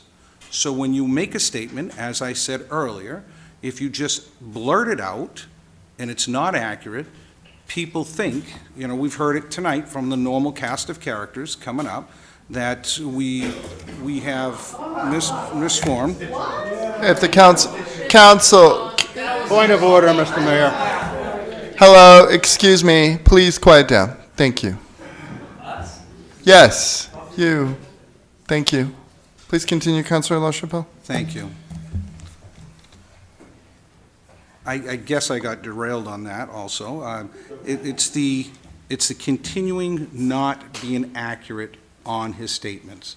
I have no problem at all. He has a right to say what he wants, but I have a right to call him on his inaccuracies. And that's all this is. This is calling him on his inaccuracies. He made statements that were not true at the last meeting. He continued, and he knew they weren't true, and he continued to propagate all of those statements throughout the last 2 weeks. So that's where I stand on this. Thank you. Councilor LaChapelle, or I'm sorry, Councilor Clement. Thank you, Mr. Mayor. Councilor Harriman, I will admit, does some very good things, but he also does some very disturbing things.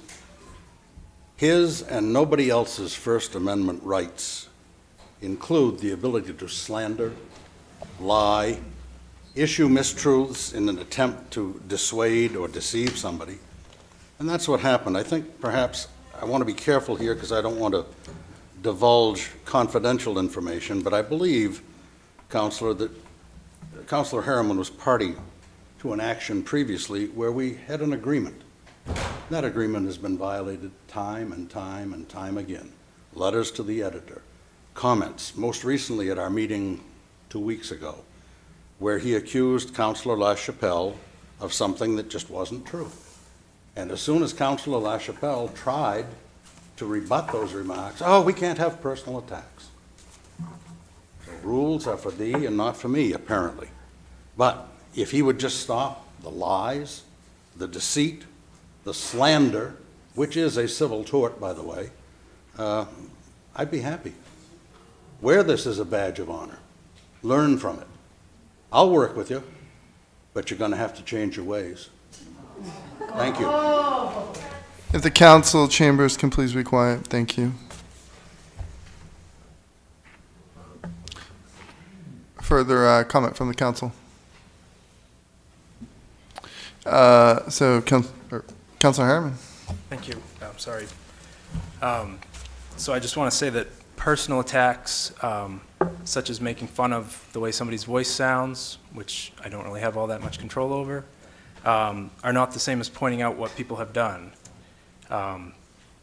Also, as far as being accurate or changing a sentence or eliminating a word, I just want to make a correction to the resolve, the second whereas. Councilor LaChapelle told me they discussed a council resolve in support of question 3 this fall. I said in support of CMP regarding question 3 this fall. It wouldn't make that much sense for this council to support question 3 given the concerns about potential loss of tax revenue, no matter how you feel personally about question 3, as a city, there's some concern there. So just wanted to make that correction to the resolve and correct that record. Thanks. So this resolve talks about letters to the editor, Councilor Harriman's letter to the editor and op-eds, they're in the Sun Journal. I encourage everyone to get a subscription and read them. Trust and transparency is extremely important in elected office, and I appreciate Councilor Harriman's focus on these issues. Like the last agenda item that we had before this, I urge the council to vote this down. This is silly and a waste of time, and another personal vendetta. Further comments from the council? Madam Clerk, please call the vote. Counselor from Ward 7? No. Ward 1? No. Ward 2? Yes. Ward 3? Just a point of order, I'm not sure if the person being censured is allowed to vote on the censure. What did Marty say? He's allowed to abort. Yes, the advice from the city attorney was that it is permissible. Okay, then I vote no. Thank you. Counselor from Ward 4? Yes. Ward 5? Yes. Ward 6? Yes. Motion passed by a vote of 4 to 3. Item number 14. Item number 14, election of city council president for the remainder of this council term, said term to end January 2nd, 2024. There are 2 items for requested action. The first item is to receive nominations for the role of president of the city council. So we're going to, if you can please be quiet, that'd be great. Thank you. Madam Clerk, we're going to accept nominations, is that correct? Yes, sir. Okay. The floor is open for nominations. I'd like to nominate Rick LaChapelle for council president. We have a nomination for Councilor LaChapelle. Require a second on nomination, Mr. Mayor? I don't believe we do. We do not. Yes. Councilor Harriman. Thank you. I'd like to nominate Councilor Scott. Excuse me. Thank you. We have Councilor Scott nominated. Further nominations? Discussion on these nominations. Councilor Jelinas. I can't make this up. I have to just say, this is the most hypocritical agenda item I've ever seen. To the point that was already made by one of our speakers earlier tonight. My fellow councilors voted down a candidate brought forth to serve on a school committee, a committee that's doing some really important work, with the rationale of, we're so close, we don't need to do this, blah, blah, blah, blah, blah, and now this. This is completely hypocritical, and it just makes me crazy. I can't support any of this, really. This is yes, I'm done. Further comments from the council? Councilor Clement. If you'll accept another nomination, I will nominate Councilor Scott Harriman so he can feel the position and understand just what's involved. We have a third nomination. Madam Clerk, did you catch that? Yes, I did. Thank you, sir. Thank you. Further discussion? Public comment for this agenda item. Again, Matt Roy, Ward 3, Lisbon Street, if anyone really cares. Mr. Mayor, I'd like to first start off to associate my words with Councilor Jelinas and my sadness that she won't be running for a 3rd term. And also, I'll associate that to a councilor, our now former council president, Scott. And, the great irony that this council thinks it wise and within power to, within, a half hour of a vacancy, to fill it the same night, where 2 weeks ago, the mayor made a nomination for a vacant school board seat, as the former member, Ms. Whitlow, mentioned tonight. but we're going to delay that until basically Thanksgiving. So the council, the majority of the council, could take that appointment away from the mayor. That is called irony, at least according to Merriam-Webster. Thank you.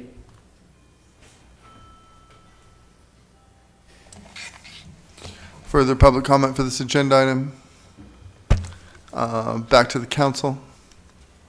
Discussion. Madam Clerk, how shall we proceed with this vote? Sure, so we will take a vote, and there are 3 counselors nominated, as you noted, Counselor LaChapelle, Counselor Scott, and Counselor Harriman. So when we call the ward number, you can name the name of the counselor that you wish to be supporting for the role of council president. And then once the nomination is completed, Mr. Mayor, then we would do number 2 in the book, which is to formally elect that person who's been duly nominated. Does that make sense? Yes, it does. Please proceed, Madam Clerk. Counselor, so again, please, when we call your ward number, please state LaChapelle, Scott, or Harriman. Counselor from Ward 7? Counselor Scott? Thank you. Counselor from Ward 1? Counselor Scott. Ward 2? Council LaChapelle. Ward 3? Counselor Scott. Ward 4? Councilor LaChapelle. Ward 5? Council LaChapelle. Ward 6? Councilor LaChapelle. Councilor LaChapelle received 4 votes. Councilor Scott received 3 votes. The next motion before you, Mr. Mayor, is to elect Councilor LaChapelle as the City Council President, said term to expire January 2nd, 2024. Please proceed, Madam Clerk. Thank you, Mr. Mayor. Councilor from Ward 7? No. Ward 1? No. Ward 2? Yes. Ward 3? No. Ward 4? Yes. Ward 5? Yes. Ward 6? Yes. Motion passed by a vote of 4 to 3. Thank you, Madam Clerk. We are now up to reports and updates from the council. Do we have any? Councilor LaChapelle. Thank you. The Senior Advisory Committee met recently, last week. They are moving forward on a questionnaire to go out to the city. I believe that you're going to be involved in this also. Pretty excited. This is going to, for the city to become AARP friendly, and they have some good news coming. They'll be presenting this questionnaire to the city council shortly, but they're moving forward on their work. Thank you. Councilor Collette? New business, I guess. I'm sorry, Mr. Mayor. There's your reports currently. We are currently in reports, yes. Councilor Pease. Thank you, Mr. Mayor. Yeah, I'd like to report that being on the... 1 second, Councilor Pease. If you're done attending the meeting, please exit into the hallway and then go to your cars and then call each other on the phone. Thank you so much. Yeah, just do it now. Thank you. Councilor Pease. Thank you. Being on the Budget Committee for the County Commission, we've had a hard time to get a quorum. We've been 8 times 9, but the commission is having issues with some of the things we tried to pass because of that. So I don't know if we're going to end up getting a special meeting or whether we can be doing something via email, text messages. But I'm meeting with the county administrator tomorrow at some point to see what we can do. And it's been at a dilemma. Thank you. Councilor McCarthy. Thank you, Mr. Mayor. Quick update from the airport. They've hired our airport supervisor to handle the maintenance out at the airport, and we have a possible short-term rental of Hangar 5 that will cover the expenses over the 90 to 120 days, which is the worst part of heating and all of that, heating system for Hangar 5. So that's going to be a plus to the airport's budget. Aside from that, we're rolling along. Thank you. Any further reports and updates? We are now up to new business. Councilor Clement. Thank you, Mr. Mayor. Over the last several days, there have been several items that have come out in the city that I find most disturbing.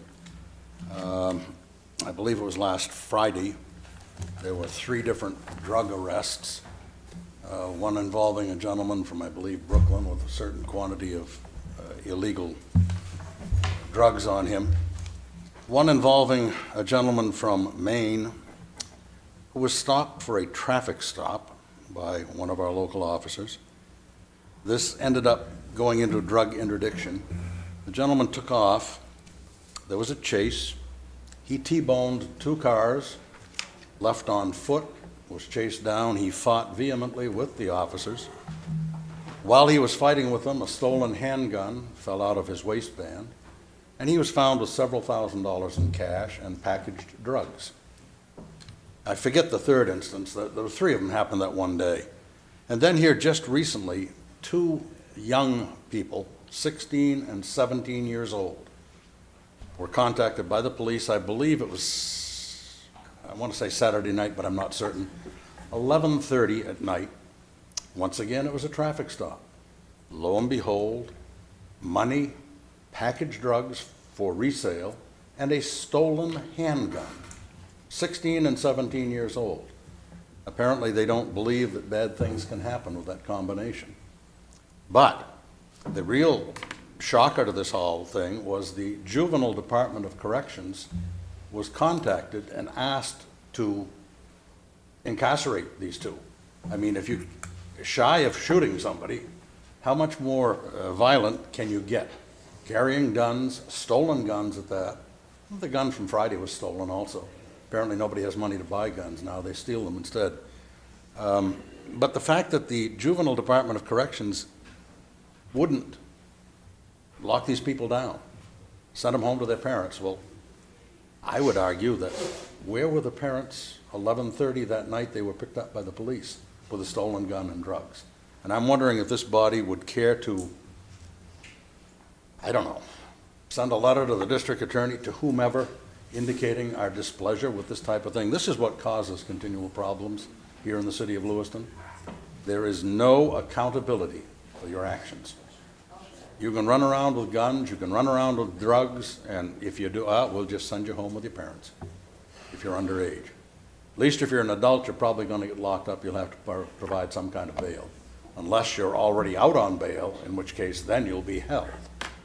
That's one of the few things that are still in our bail code. If you're out on bail for certain kind of crimes, you can't get bailed. You have to see a judge. But I just think that these are the types of things that continually erupt into different things. I mean, this group out Saturday night, they'd run into, let's say, some competing salespeople. How are they going to solve the problem? Are they going to shoot each other out? I mean, we've had that happen way too often here in the last 3 or 4 years. That's the reason wife and I retired to Lewiston, because we saw opportunity here. And I got disturbed when I saw some of the things that were happening in this town, having been in law enforcement my entire adult life. I want to make a change in that regard. I think we need to hold the entire criminal justice system accountable. I have no problems with the Lewiston Police Department. I think they're doing one hell of a job. But they're only one part of the triumvirate. We have prosecution, we have the judiciary. And those people, I don't know. It almost seems like maybe they aren't team players at times. That's all I've got to say. I don't know that is going to generate any feeling amongst my colleagues here or not. But I think it's high time we said or did something. We support our police. Maybe we have to contact the district attorney. Maybe we have to contact, I don't know, chief judge or something and say, hey, let's do something about this. This is the reason we continue to have some of these problems in Lewiston, is because nobody's being held accountable for them. Thank you. Thank you. Councillor Clement, did you, I apologize. Councillor Pease, did you have something? Yes, I agree. We need to make them accountable, somebody accountable for it. I said it before in our meetings about all the vandalism and property damage that's been happening at the high schools, in the fields, the equipment. They're all juveniles. They send them home. Nothing we can do. I'd like to see something passed where the parent becomes liable for it. Your kid did it, you repair it, you replace it, you be responsible for it. How else are we going to show these kids to be responsible? How else are we gonna make this stop? They just continue and continue to do it. But it seems like nobody's got any teeth. It's like the courts are holding, I don't know what they're doing, to be honest. I just think they need to step up and do something about it. And if it's writing our Congress, if it's going to Washington, whatever, we need to do it. Thank you. Councilor LaChapelle? Thank you. Is it possible for, at our next meeting, to get an update on the warming shelter, the application, to see where that's going, how we're moving forward on that, what's happening on it? Certainly. I would also give you an update right now. The application was submitted. There were 2 applications submitted that the city of Lewiston sponsored. One is with New Beginnings for their College Street location to increase their beds by, I believe, 24 or 25 beds for the 18 to 24-year-olds. The other is a joint submission submitted by CCI with the City of Lewiston, Immigrant Refugee, and the city. There's 4 of us in there. And that was submitted Friday. We should be hearing one way or the other next week whether the award, the monetary award was made. The developer that has rights on the property has agreed, as long as all the zoning and fire codes and so forth are addressed, to let that building be used for the warming shelter this winter. We are looking at that, or at least the application was submitted to have about 50 beds there. Thank you. You're welcome. Anything else for new business? Madam Clerk, I believe we're ready to adjourn. Yes. May I have a motion to adjourn? So Councilor P, seconded by Councilor Clement. Madam Clerk, please call the vote. Counselor from Ward 7? Yes. Ward 1? Yes. Ward 2? Yes. Ward 3? Yes. Ward 4? Yes. Ward 5? Yes. Ward 6? Yes. Motion passed by a vote of 7-0. Good night, Lewiston. Have a wonderful evening, and thank you all for being here.